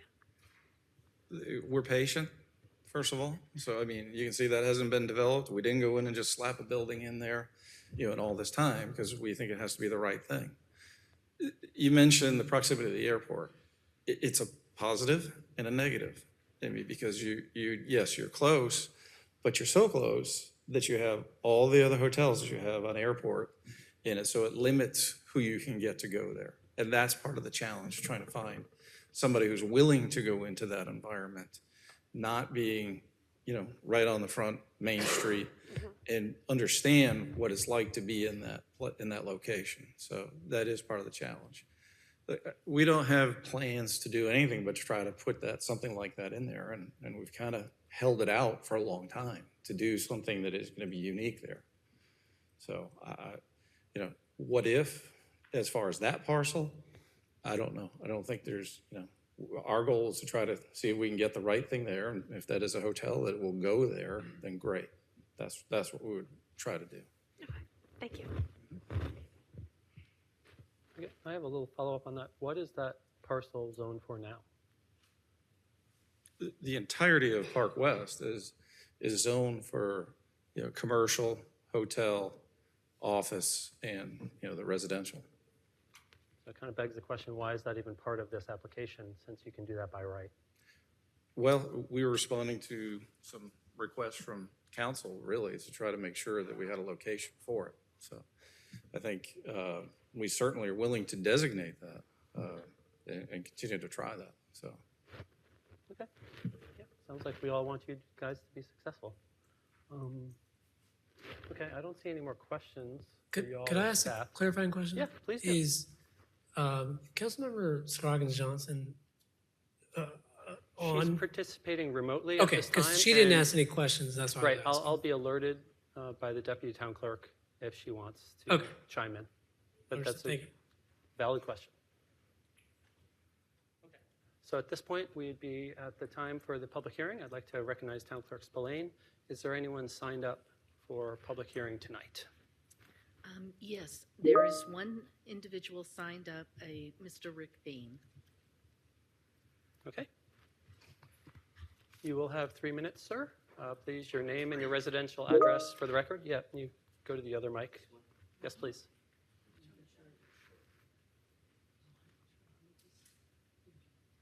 Or that. This is great. Rick Bain, 1108 Ridge Lane, Providence Place. I appreciate it. Thank you very much. I think everyone overall like to see the plaza over there successful on it. But a lot of things have come to mind. First of all, I agree. I think if you take a look at that area over right now, whether the additional units that are being built along the parkway there is part of Park West or not, they're being built. So those are housing markets there. And there's other movie theaters going out of the way, and I understand that from the developer standpoint on this too. Briar Creek Commons movie theater going out, but a gymnasium is going in right away, adaptive reuse. And adaptive reuse is really important, as Councilman Johnson mentioned on it, and what you can do with things. I think the one thing, and talking with businesses over there, and I do frequent it with Trader Joe's and a number of places over there, is every plaza, every development, everything has what's called a blind spot or a dead spot. And I think one of those areas over there with the movie theater not pulling in, movie theater was a great idea to bring people in.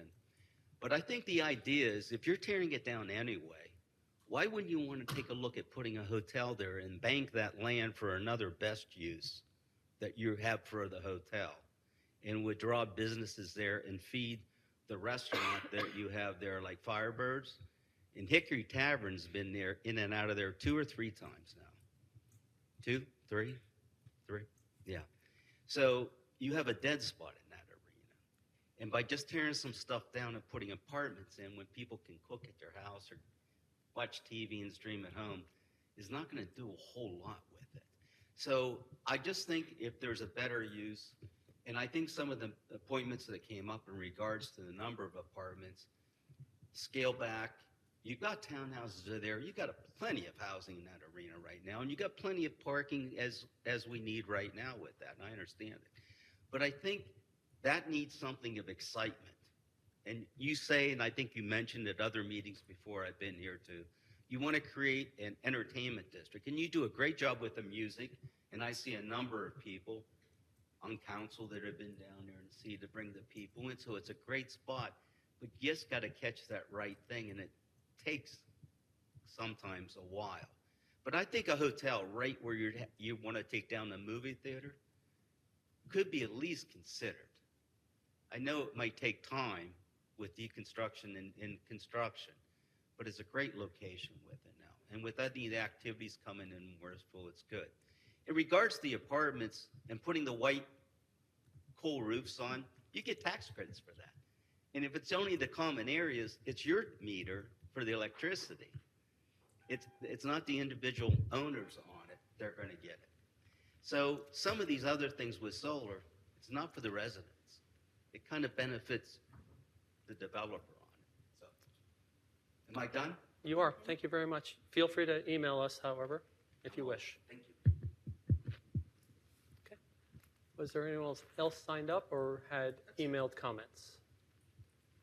Yes, sir. We had an additional email comment, which you will find on page 7 in the packet that I had provided each of you with. And the one individual...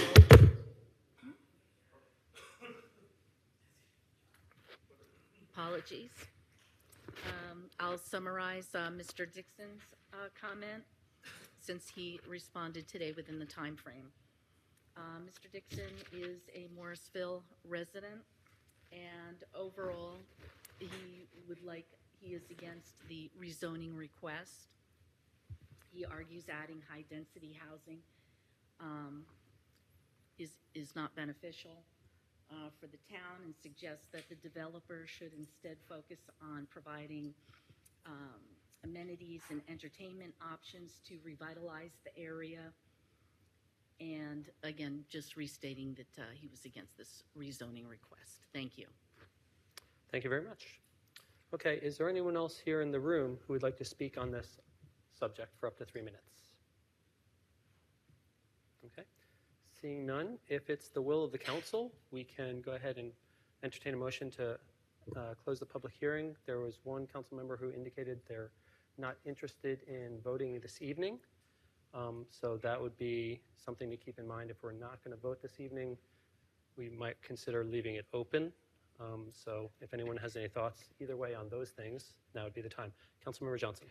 Yeah, I do have a couple. So I hear the hope to wait another 2 weeks. I'm fine with that, with the vote, but we've had this public hearing open for 3 consecutive meetings now, and we've heard 2 comments tonight, and the last 2 times we had no comments. So I think I'm good with. I'm going to say exactly what I said at the last meeting when we closed the public hearing on the Hindu temple. I'm okay with closing the public hearing, but then not squelch any additional comments. The public is more than welcome to continue emailing council. We do read those emails and take that information into account. So I think closing a public hearing does not stop any kind of future feedback and thoughts from the public. But I'm comfortable with closing the public hearing after these three evenings of it being open. Does anyone else have any comments on closing the public hearing? Okay. Does anyone have any comments about delaying action on this until September 10th?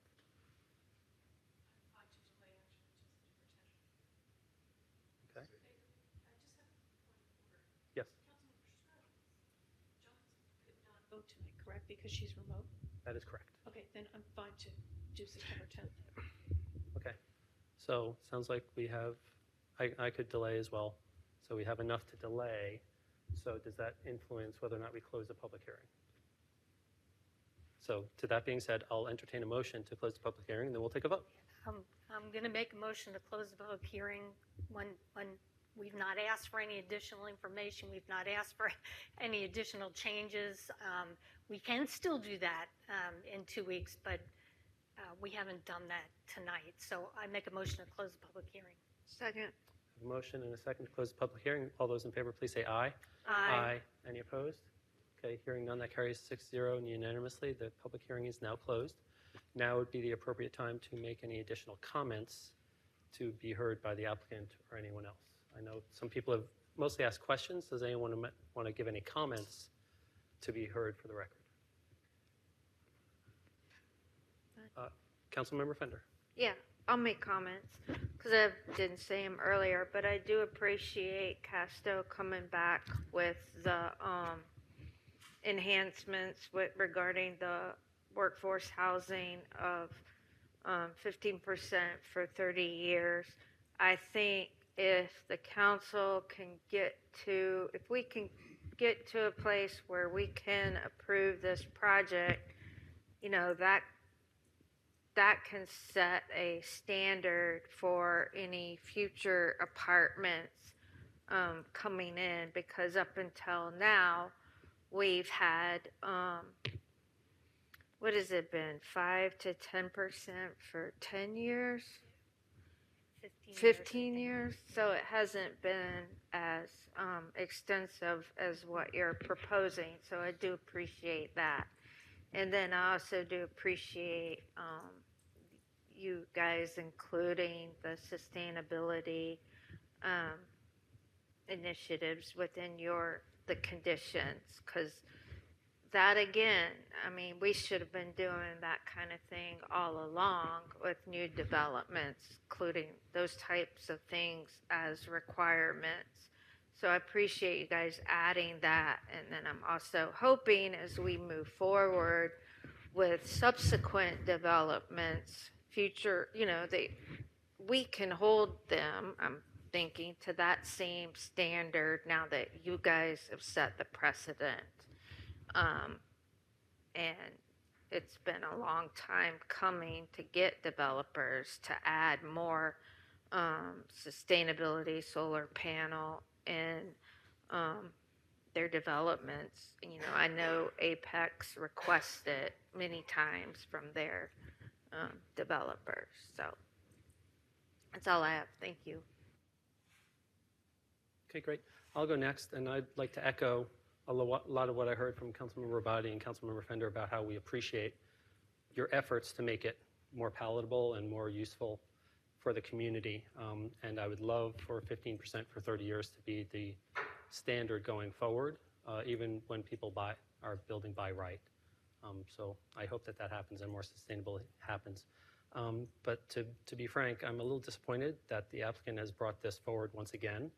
The theater is no longer viable and will have to cease operation. That has been made clear, and the playground in the center of the plaza will be reconfigured no matter what replaces the theater, is my understanding. Rather than replacing the theater with a destination-worthy anchor amenity, the applicant has chosen to bring forth revenue generation rather than something that benefits the rest of the community. I was hoping for a better vision for our future. A few years ago, another developer met with council members individually and in small groups and put forth a concept which proposed apartments in the Park West area. That was actually the Expedix site, which would have a hotel and apartments. When they were told that was not the vision of the council, they did not try to move forward. This applicant, however, keeps bringing forth apartments. You can call it mixed use instead of multifamily, but it is apartments. I am in favor of workforce housing, especially if it does not need to be directly funded by our taxpayer dollars. What is funded by our taxpayer dollars is our parks, greenways, and road infrastructure. What I see right now is how we as a town and a council are playing catch up on all these items, and our residents are additionally concerned about our school capacities. Even at 80% AMI, I doubt that anyone working in Park West would be living in these workforce units. More likely young professionals commuting to Perimeter Park and RTP. So more traffic and longer commutes for anyone on Chapel Hill Road if this ill-conceived concept proceeds.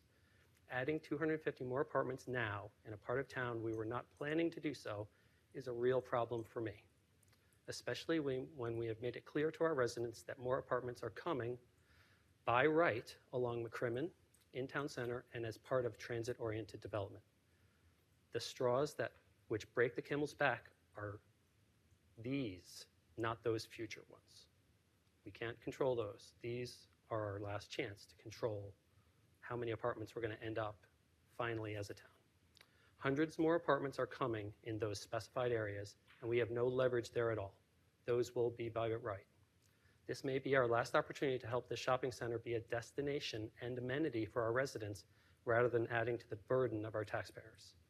How many times do our residents need to keep coming out to tell us no more apartments, no more additional strain on our infrastructure and our schools? Per capita, we have more apartments than Raleigh, which is a dense urban city. Developers are not interested in building family-friendly, single-family housing in Morrisville. I see it as my responsibility to share these concerns and do everything I can to preserve, maintain, and where possible, enhance the quality of life for our current residents. Despite a nod towards workforce housing, I'm certain this is a bad deal for our town. Not only is it bad for Morrisville, it is bad for Park West as well. Park West is in my backyard. I can't count the number of times I have walked or rode my bike or one wheel there. My path to elected public service and eventually mayor is because my neighborhood asked for speed tables to mitigate the additional traffic, and I stepped up to help make that happen. Cary recently allowed an additional 560 units right across Cary Parkway from the single-family neighborhood I live in, and those are currently being occupied. We had no say whatsoever in that decision, but those cars and Cary residents will be affecting our infrastructure and quality of life. Put on top of that, this decision, which is within our authority, and I don't want to have to explain why. One may put forth this is the only way to prevent the decline of the shopping center. The biggest red flag for me is how this does not solve the problem which Park West has said they are trying to solve. Park West used to have two strong anchor attractions for the shopping center, Target and the movie theater. If you give up the movie theater, you have an entire half of a shopping center without a destination, without an amenity which will draw people to that side. It's all one-off retail, there's no synergy. Voting yes to these apartments, in my opinion, dooms this end of the shopping center to a slow withering decline, which is preventable with a better plan than the one before us tonight. So that was a lot, but I wanted to make sure that I said that because there's been a number of times when I asked, what about not apartments? Because you said you have to tear it down. You can build whatever you want there. You're not limited by the theater anymore. Imagination might lead you to something that can replace the theater in a forward-looking way, and that's what I'm hoping still happens. Would anyone else like to make any comments before we finish with this item until September 10th? Okay. On behalf of the entire council, we appreciate you guys bringing this forth and keep on working with us. Thank you. The next item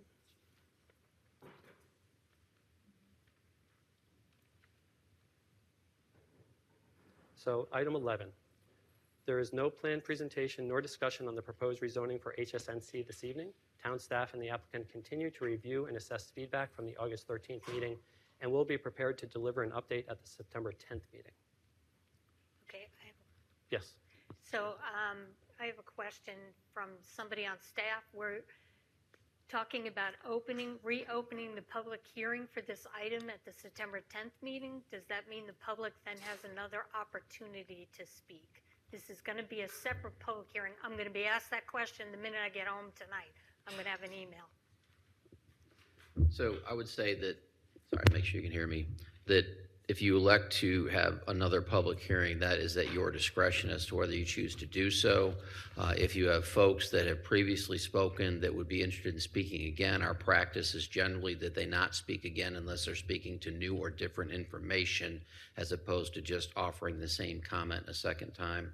Any other? We're on the same page. Okay. So to be clear, because I personally, I believe that this is a separate public hearing now. We closed the last one. Now we're opening a new one. Anybody that spoke the last time should be able to come up here and speak again. I hear your caveat about if there's new or different information, not saying the same thing. I might be able to be okay with that. I'll let you know on September 10th. But and that's up to our discretion. Yes, but let me turn to Michelle for a second, because I think we would need to publish notice of a public hearing for September 10th, like tomorrow. So we would need that guidance from you tonight if you wish to reopen a public hearing that we would need to publish. We would need to notice that tomorrow. Isn't that what we said at the beginning of the meeting? That we were going to reopen the public hearing? I So, think that's the yes. recommendation of staff, based on the fact that there could be new information coming back. Yes. Yes, that would be our Yes. recommendation for transparency. So yes, if you're comfortable with that or have consensus on that, then we'd, I think, just need a nod on that. And then Michelle and her staff can proceed with noticing a public hearing unless I'm missing anything, Michelle. Okay, we're good. So I guess just to clarify, so it's our belief that there will be substantive new information that would generate the need to reopen a public hearing so people could speak again because they're reacting to that new information. I'm going to let Josh come up and give you a little feedback on that. Okay. Good evening, Town Council. I apologize for my appearance. I did not know I would be up here. I just came to support Brittany and Michelle, obviously, with that great presentation. So there is not going to be substantive changes to the conditions. There will be some amendments.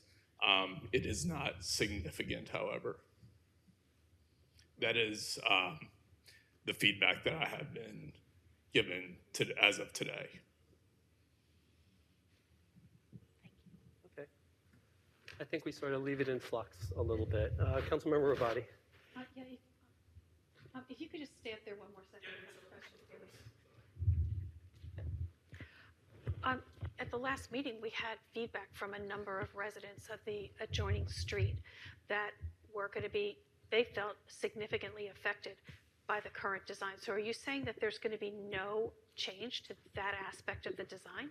There will be so the conditions have not been fully drawn out, which is why we extended it since there was so much feedback to allow the applicant team to fully respond to Town Council's request.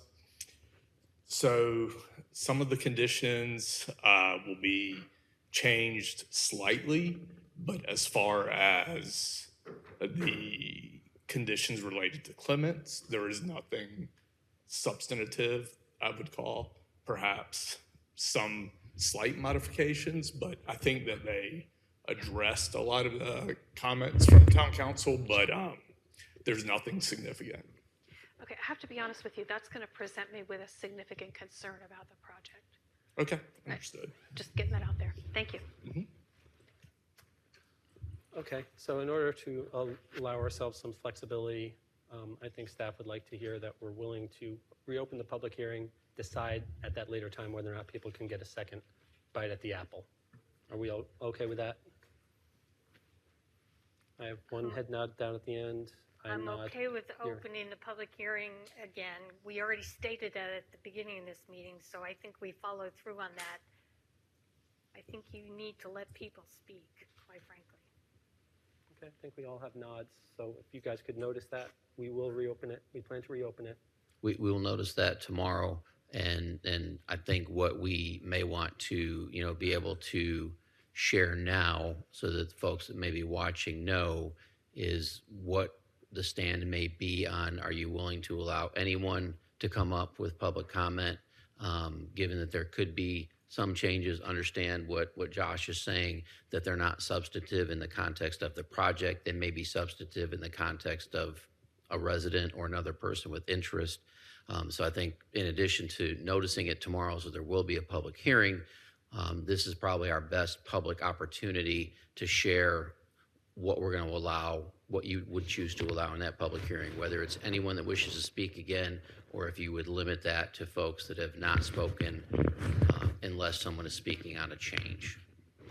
I think we should allow people to speak because it sounds like maybe it's not substantive, but it's going to be something. Mayor Pro Tem Garamella? I mean to say, we have always, and correct me, Attorney Gray, if there is a significant change, then we allow them. Otherwise, it is what it is. It's 9 years we have opened. I think this might be the first time we are opening public hearing again. And then there are cases where we have allowed people to come and talk when there was a change of the conditions and change in the stuff. But not knowing what it is, I think that is something that we can decide at that day because we don't have the packets right now in front of us. And but in theory, if a person has already spoken, I don't see any reason why to speak unless there is significant changes for them to comment. It's my. I think what Brandon is saying, they need to know now whether we're gonna let people speak. But we do not know what changes are before we say that, right? Right. So, I mean, one way to sort of navigate this a little bit is let people know our rules are to not speak a second time. We always take emails. So if you want to give your feedback via email, and then if we deem it's not substantive, we still heard from you. If we deem that it's substantive, we can allow you to speak. I don't know. Or we could just let everybody speak, because this is a unique circumstance. So I think it's okay to let somebody come back up to speak on the changes that will be a part of this item. They can speak to those changes. I think we don't need to hear, with all due respect to all the people that came and spoke, I don't need them to come back and say how important this is to them as members of the temple and the educational value. I don't need that. I guess what I think, if anyone wants to get back up and speak to any of the changes, I'm okay with that. I think that's good, but we don't need to revisit all that we heard the last time. I think that's a good compromise. But you cannot stop anyone from commenting on. It'll be hard If to they manage. It will be haven't hard. spoken. It will be hard to. But I think that's a good intent, as Councilmember Rabati said. I think that's pretty much the best we can do as a group at this point, given the info we have. Are we okay? Does that give you what you need if we all sort of affirm what she just said? Yes, I think we can help you in the red line to have some comments at the opening of the public hearing to share what your intent is. And that, again, I think that's obviously focused around transparency. That's focused around making sure that you're fully informed of what concerns might be. But I think Councilmember Johnson makes a good point of a line of people to, again, say we support this. I think you can acknowledge, if there's consensus as a council, that you acknowledge that there are a number of individuals and parties that believe this is important to them, to the community, et cetera.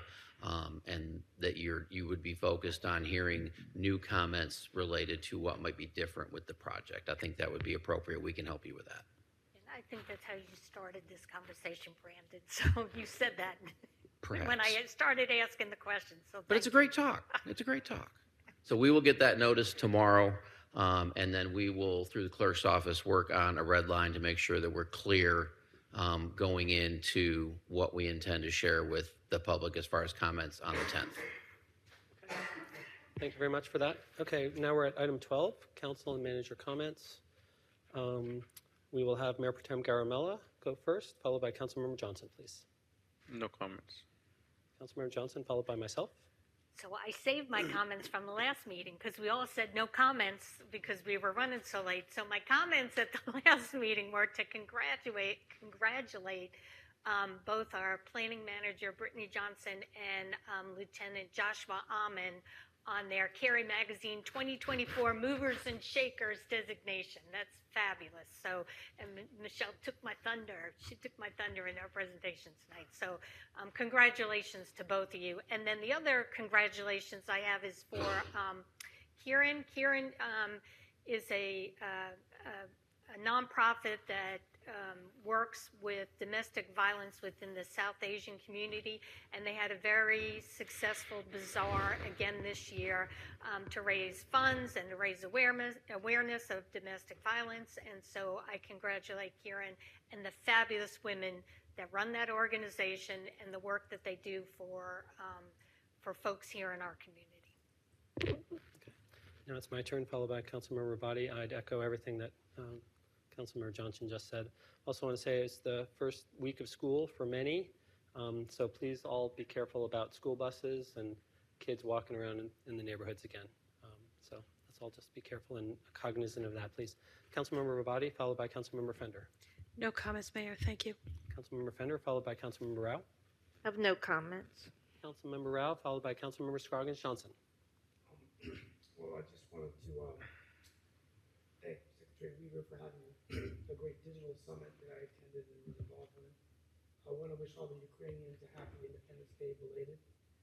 I guess I want to just give two remarks. First, I just want to thank staff, the council, Mayor Pro Tem Caramello, for all of the hard work that went behind bringing the Gandhi statue to Morrisville. Is your mic on? Yeah. No, it's late. I want to thank, I just have two final comments tonight. I want to thank the council, the staff, Marbles, and everybody, and Mayor Pro Tem Caramello for the hard work of bringing the Gandhi statue to Morrisville.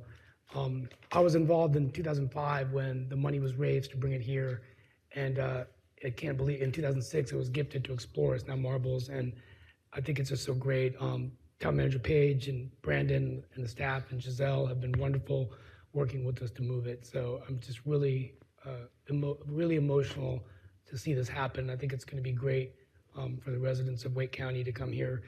And finally, I'm going to just express a point of personal privilege. And she is a Morrisville resident, but I want to wish my daughter, Sonia, who many of you have known since she was about 8, she's on her way to Nairobi, Kenya, for her first international assignment with the Associated Press, with a fellowship. So she's leaving on Thursday. So I just want to wish her well in Kenya. She'll be back in about 4 months, but I hope she can. I wanted her to come back and see all of you in council. Sometimes she watches the meetings online, and she just wanted me to tell all of you that she has been so impressed with Morrisville. She goes, I may want to come back and live here one day because of all the things that we've invested in. So. But anyway, that's all I have, and thank you all much for a good meeting. Congratulations to her. Councilmember Scroggins Johnson, please.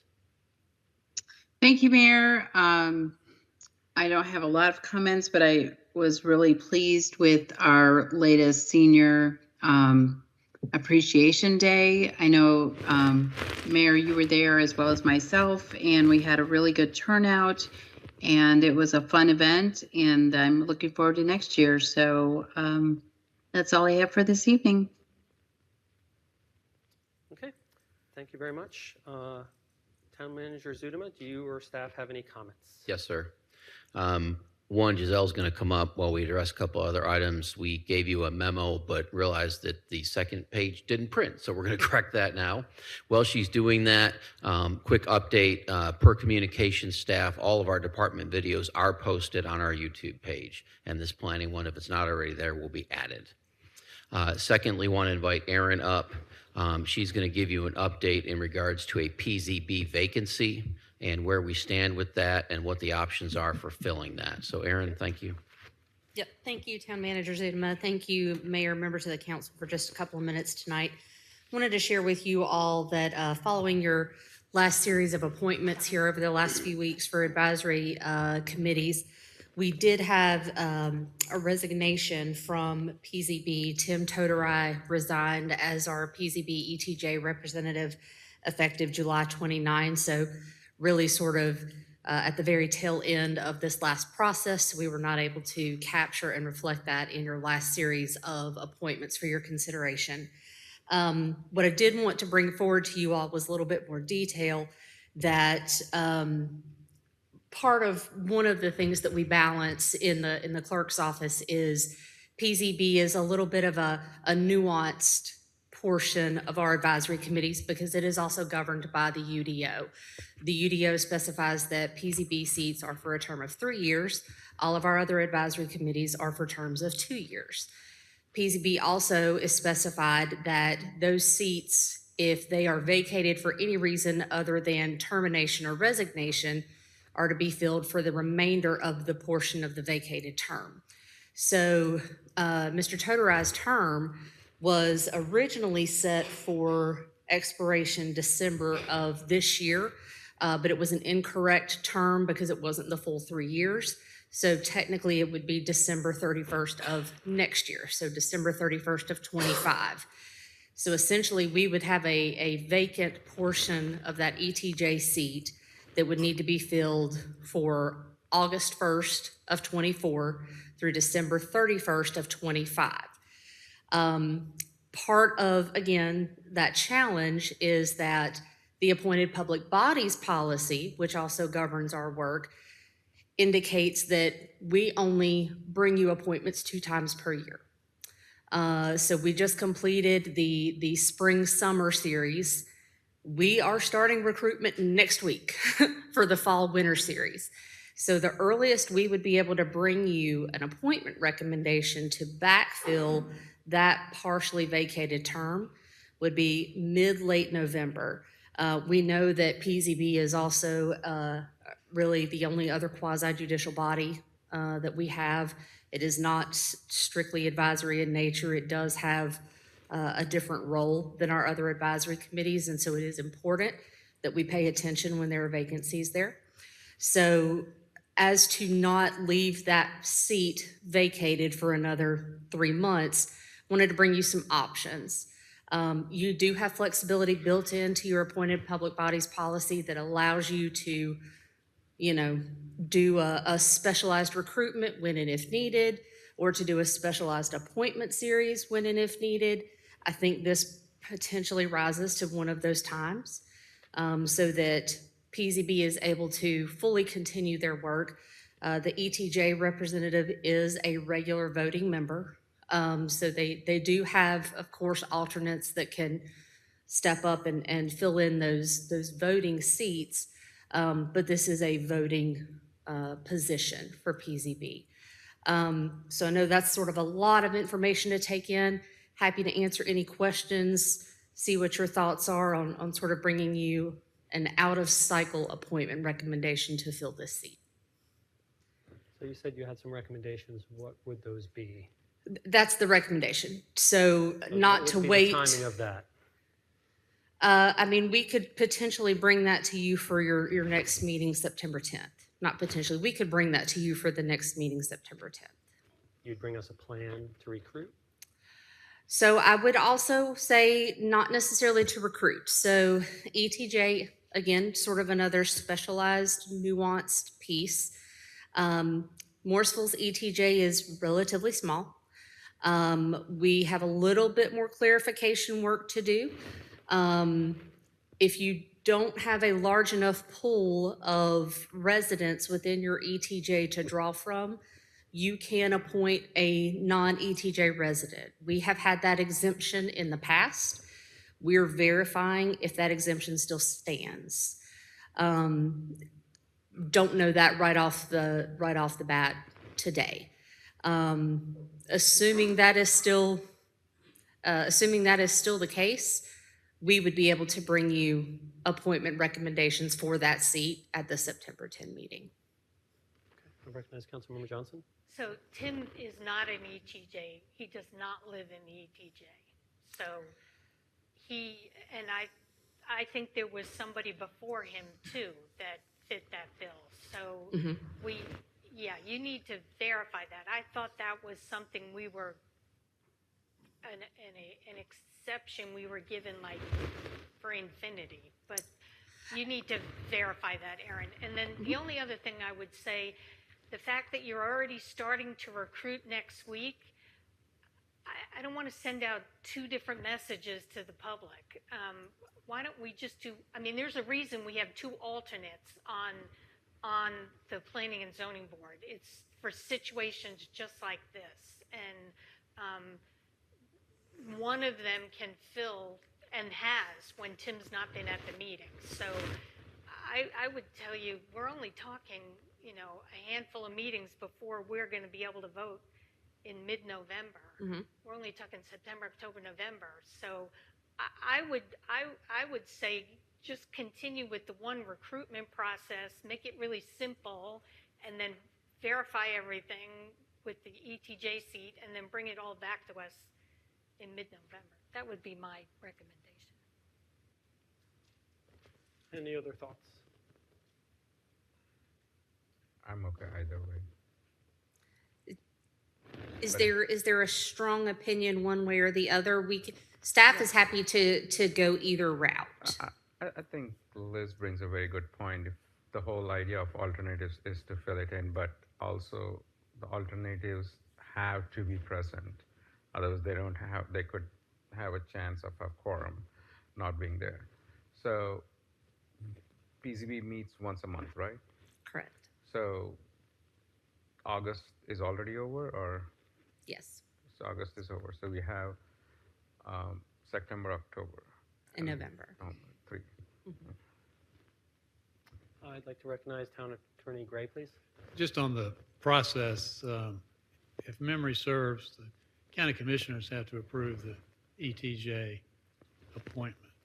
And so there's a provision that says if you don't have an adequate supply, you can make the case to the commissioners that we have a small territory and very limited residents, and say, ergo, we need to appoint a resident. And that's what's happened 2 or 3 times in the past. So I don't think that's insurmountable.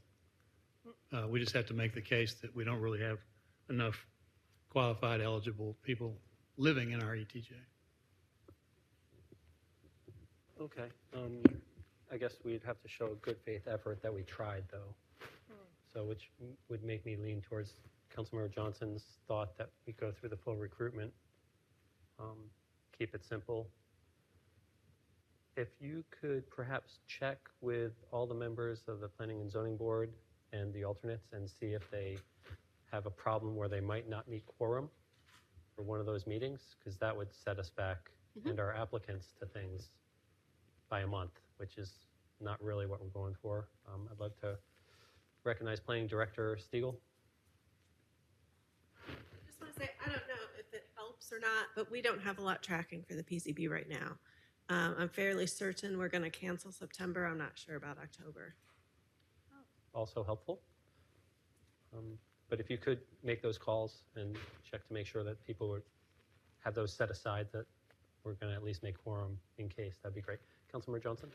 So thank you, Frank. I think Frank, you're always right, but you're absolutely. I think that is how the process works. It's been a while. I think we had to recruit for the ETJ, and then when we couldn't, you need to verify that whole process. And I think that's how. But you're right. The county commissioners always had to kind of bless that appointment. So, but And you're. Yes, ma'am, you're correct. And we've got some of that detail, but similar to you, I don't know if that exception stands in perpetuity or if it has to be sort of re-upped every so often. And it's just something we need to verify, and we'll definitely do that. It's been a long time. Tim's been there for a number of years. Okay. Yep. Okay. So do you want to give direction? They'll make those calls. As far as we know, they're just going to go through the regular recruitment process unless we hear otherwise, in which case you bring us some options September 10th. Yeah, so if I'm understanding correctly, we'll proceed with regular standard recruitment. We'll verify the exemption for any additional ETJ qualifications that we either had in the past and or still have. And we'll also just verify again with our current PZB members that they have the awareness and understanding that they are one member vacant, and just the knowledge of being present and participating in those meetings. We'll just double check all of that. Okay. We all good with that? Okay, got head nods. Thank you very much for that. Okay, thank you very much. Back to you, sir. Yes, sir. So the last comment from staff is Giselle is going to provide you some feedback in regards to the memo you have about some upcoming Duke Energy projects in town. Good evening. I have shared a copy of the memo that outlines the information that we have just received from Duke Energy. In fact, a lot of this information even came as early or as late as an hour before the council meeting tonight. So this is new information that we have received from Duke, and we feel that this is important for you to be aware, so we wanted to share it with you as soon as we had it. And we continue to find out more information from Duke and receive additional updates, and we will share those with you as we get them. But essentially what it is they have done some improvements to the substations at MCR, Morrisville Carpenter Road, and also at the substation right behind the Church Street Park. And now they are in the process of extending all of those improvements from the substations to the places where the capacity is really needed. So they are installing distribution lines along Morrisville-Carpenter Road, and you have seen them doing that work along Morrisville-Carpenter Road. The new information that is coming to us is that now they have to go across the railroad tracks. So for that first project that you have listed on that first page, so they essentially have to go under the railroad tracks to go across. And to do that, they have to do a horizontal drilling. The railroad company requires them to do the drilling 24 hours, constant drilling. And that is expected to last anywhere from 3 to 6 weeks, and that depends on the type of rock that they encounter, because they know they are dealing with rock.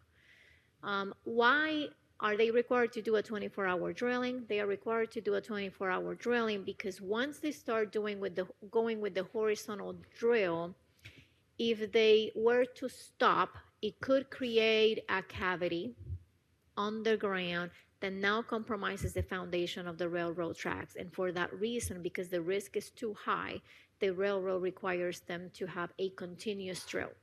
In addition to that is once you get a drill operation going and you are drilling through rock, once you stop that movement, restarting the movement becomes extremely difficult for them to get that going again. So it poses a level of risk that the railroad is not willing to allow them to take, and they are requiring that. So with a 24-hour operation, drilling operation, is going to cause some noise impact. They will have also some lane closures that will be associated with that, will also cause some traffic impact, and they will also be closing some sidewalks. We have made it very clear to them that the traffic control will need to be improved, that there needs to be better signage, but most importantly, the communication to the residents. Is they have informed us that they will be notifying residents specifically on MCR where the crossing is within 750 feet for that project, and when they're crossing the tracks on NC 54 by McCrimmon, that will be the residents within 250 feet. Why the difference? Because the area around the McCrimmon section is a lot more commercial rather than residential. I specifically talked to them today, and I said, I understand that the normal way of notifying residents is sending a letter. Well, on this particular case, we'll be disturbing them with 24-hour operation. We need to do better than that. We need to have face-to-face conversation. We need to provide them with a contact person they can talk to in the case that they have any concern. And we need you to really listen to their concerns and make us aware of what you are hearing. They said they understood, and they are planning to do that, to take that step, to have that face-to-face conversation with the residents that will be primarily impacted and adjacent to that operation. While the work, they will be mobilizing into the area next week, mobilizing equipment, but the operations will not start until September 16th. There are additional internal communication and conversations that we would like to have, including them, to make sure that we have done everything that we need to do, or meaning they have done everything they need to do in talking to the residents before they start doing any of this work. The work on the McCrimmon side, it's very similar. Same justification, railroad is requiring that continuous drilling, and it's the reason why they have to do that work. And work is starting about the same time. The work on the Morrisville-Carpenter Road crossing is expected, all of that work is expected to be completed by the end of this calendar year. The one across on McCrimmon is projected to be a little bit longer and extending into the spring of 2025. That one is, those improvements will go as far as to the White Competition Center. I have provided maps to you that shows where those lines will be going, or where that work will occur. And I will be glad to take any questions that you may have on this. Mayor Pro Tem Garamella, followed by Councilmember Johnson, please. I'm trying to understand when they're saying that they're trying to drill continuously, how many miles are they drilling? So they, specifically on the crossing on Morrisville Carpenter Road, the drilling where they have to do the 24-hour operation will have to occur only to go from one side of the tracks to the other side of the track. So they will be staging in that lot that is adjacent to the Pew House. They will have the what it's called a pit, which is where they will initiate the drilling, and then we'll have a receiving pit on the other side of NC 54. That is the work that has to occur 24 hours. Yeah, no, The drilling underground along the corridors, it's occurring until they finish the project, but that works occur during the day. So I understand. Like you're saying, the drilling underneath, a parallel is 24 hours. Totally get it. But 6 weeks to drill just from this side to that side, like pretty much from here to the end of where Mr. Johnson is. I'm having a hard time understanding because they have those big boring things. It's just, it goes like nothing.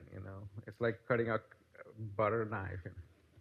Well, the challenge they have, and that was the conversation I was having with them today, that 6 weeks seems like a very long time, especially when you're hearing that constant disturbance all the time. They indicated they really wish it was closer to the 2 to 3 weeks. The challenge is they're dealing with rock, and when they're dealing with rock, the way that the drill advances is very slow, extremely slow. So that's why they have allotted for that duration of time, that range of time, in the event that the conditions on the ground do not allow for that to be faster. Okay. They will continue to keep us updated. And I have seen drilling operations to advance much faster than 3 to 6 weeks, but some of those were not necessarily with rock. And my main concern is that area is already so overcrowded. Just the one lane, putting it just chokes the whole thing.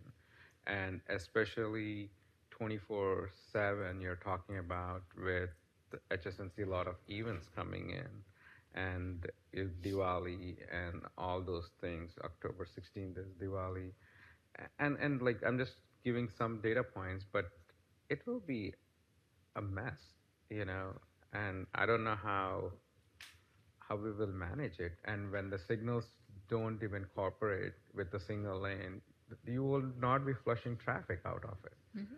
So are they going to keep like their officers, our police officers, because something has to happen better than just allowing 5 cars red light, 5 cars red light. It's not going to work. And I'm sorry, but it will entice the entire community, not Morrisville, but all the people coming from West Cary, and it's just going to create a lot of mess. Thank you, point well taken. Councilmember Johnson, please. Giselle, maybe you said this and I missed it, but you said they were going to do face-to-face conversation. Are you talking about a public meeting where folks can come? That means them going to the residences and knocking on the door and talking to the residents on the home. Okay. And so, okay, then tell me, where is 750 feet then? Tell me how far back that goes. So the Either 750 way. feet will be individuals that will receive notification, which in the normal way that they will notify residents is just sending them a letter or sending them a postcard.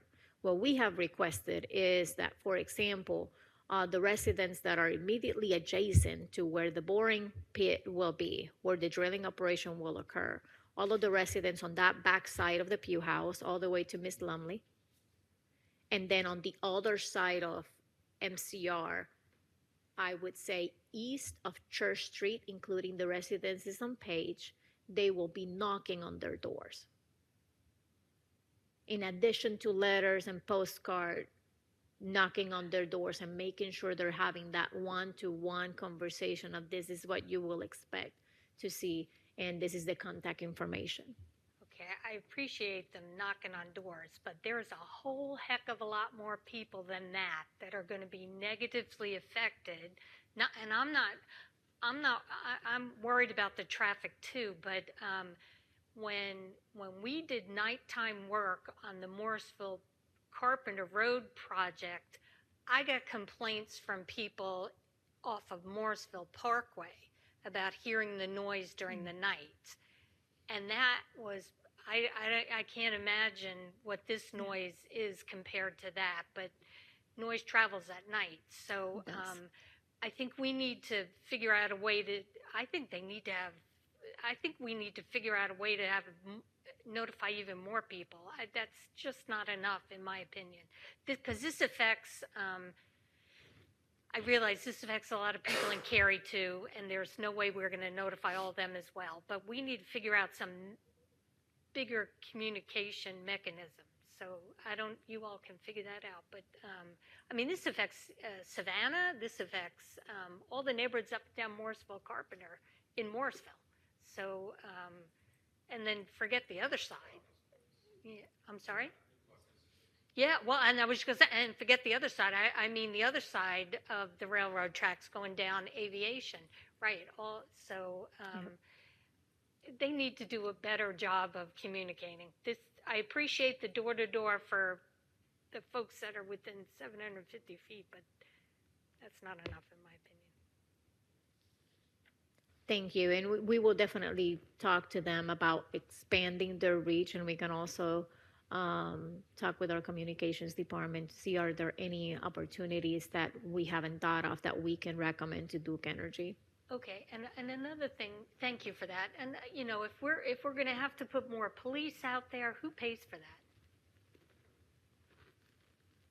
Are you in a position that you can ask them to provide payment for officers whenever there's any kind of lane closure so we can keep the traffic moving better? We can have a conversation with them. I'm not sure. I'll let Manager Suruma jump in if he would like to. From a capacity standpoint, is there's going to be lane closures extensively until next spring? So, yeah, we need to gather more data.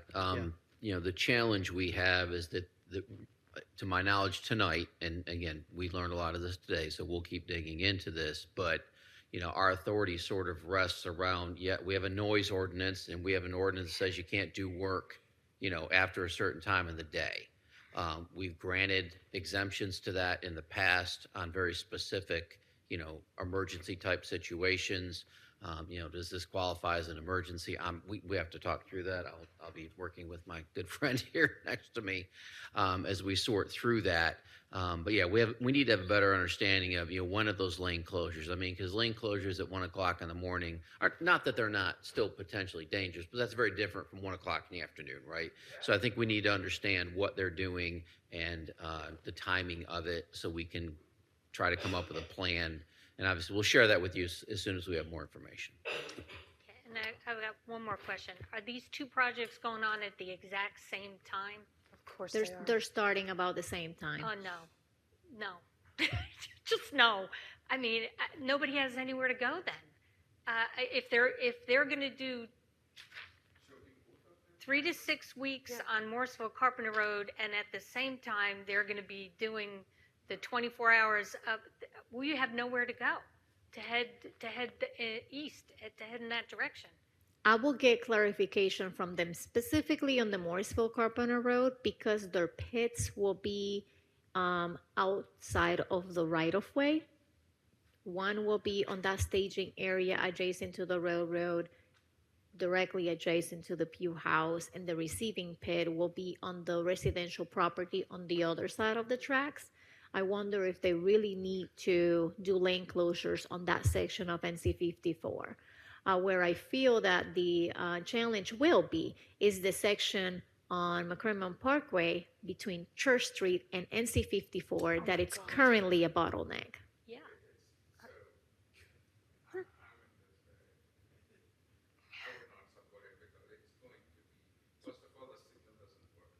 They're literally not asking us to support it or not support it, Satish.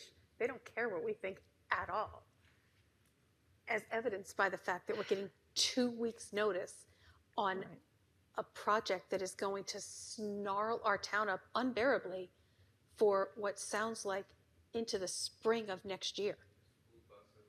School buses. And I cannot even fathom this. Like, I can't believe they're doing this to us again. So we appreciate you bringing this forward and that you're going to be investigating and giving us more information. Sorry, Giselle. And no, it's all good. I did share with the team earlier this afternoon that we do expect a much better notice than just, oh, we are just doing this and we're mobilizing next week. And we need to do better than this because it's important to keep the community informed. It's important for us to have the communication that we need to have, the conversations we need to have, and making sure that we are thinking ahead of all of those impacts. So I hear you. Yeah. Definitely do. Okay, and I would love to hear staff's recommendation, not in the next meeting, but give us feedback about where you think our communications department's role is to inform all the residents and the region, even though this is Duke Energy's creation. I mean, even though it's not our fault, I think we can take some responsibility to let everyone know what's going on and why and stuff like that. So not just talk to the Duke Energy team and you guys should be saying this stuff. Maybe we need to also share. Thank you. Great. Any other good news, Town Manager Zudema? I think I've said enough, sir. Okay, excellent. We'll move on to the next item, which is we're going to be going into closed session. As we have no plans for conducting additional public business after the closed session, we would like to now thank you for attending this meeting of the Morrisville Town Council. We hope you plan to join us again. Please feel free to email your town council members at towncouncil@morrisvillenc.gov or visit www.morrisvillenc.gov/council for additional contact information. At this time, I'd ask for a motion to enter into closed session for a personnel matter.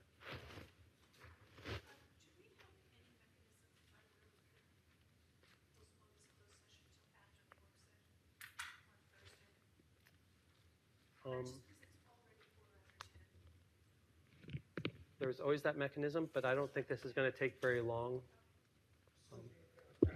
All right, I'm going to hold you to that. I will. Yep. I mean, what is not very long? 15 minutes, 30 minutes? I think less than 15. I hope so. Pursuant to North Carolina statute 143.318.11A6, I move that we go into closed session to discuss a personnel matter. I have a motion from Councilmember Rao, a second from Councilmember Rabati. All those in favor of entering closed session, please say aye. Aye. Any opposed? Hearing none, that carries unanimously, 6-0. It is 10:17. We are now in closed session.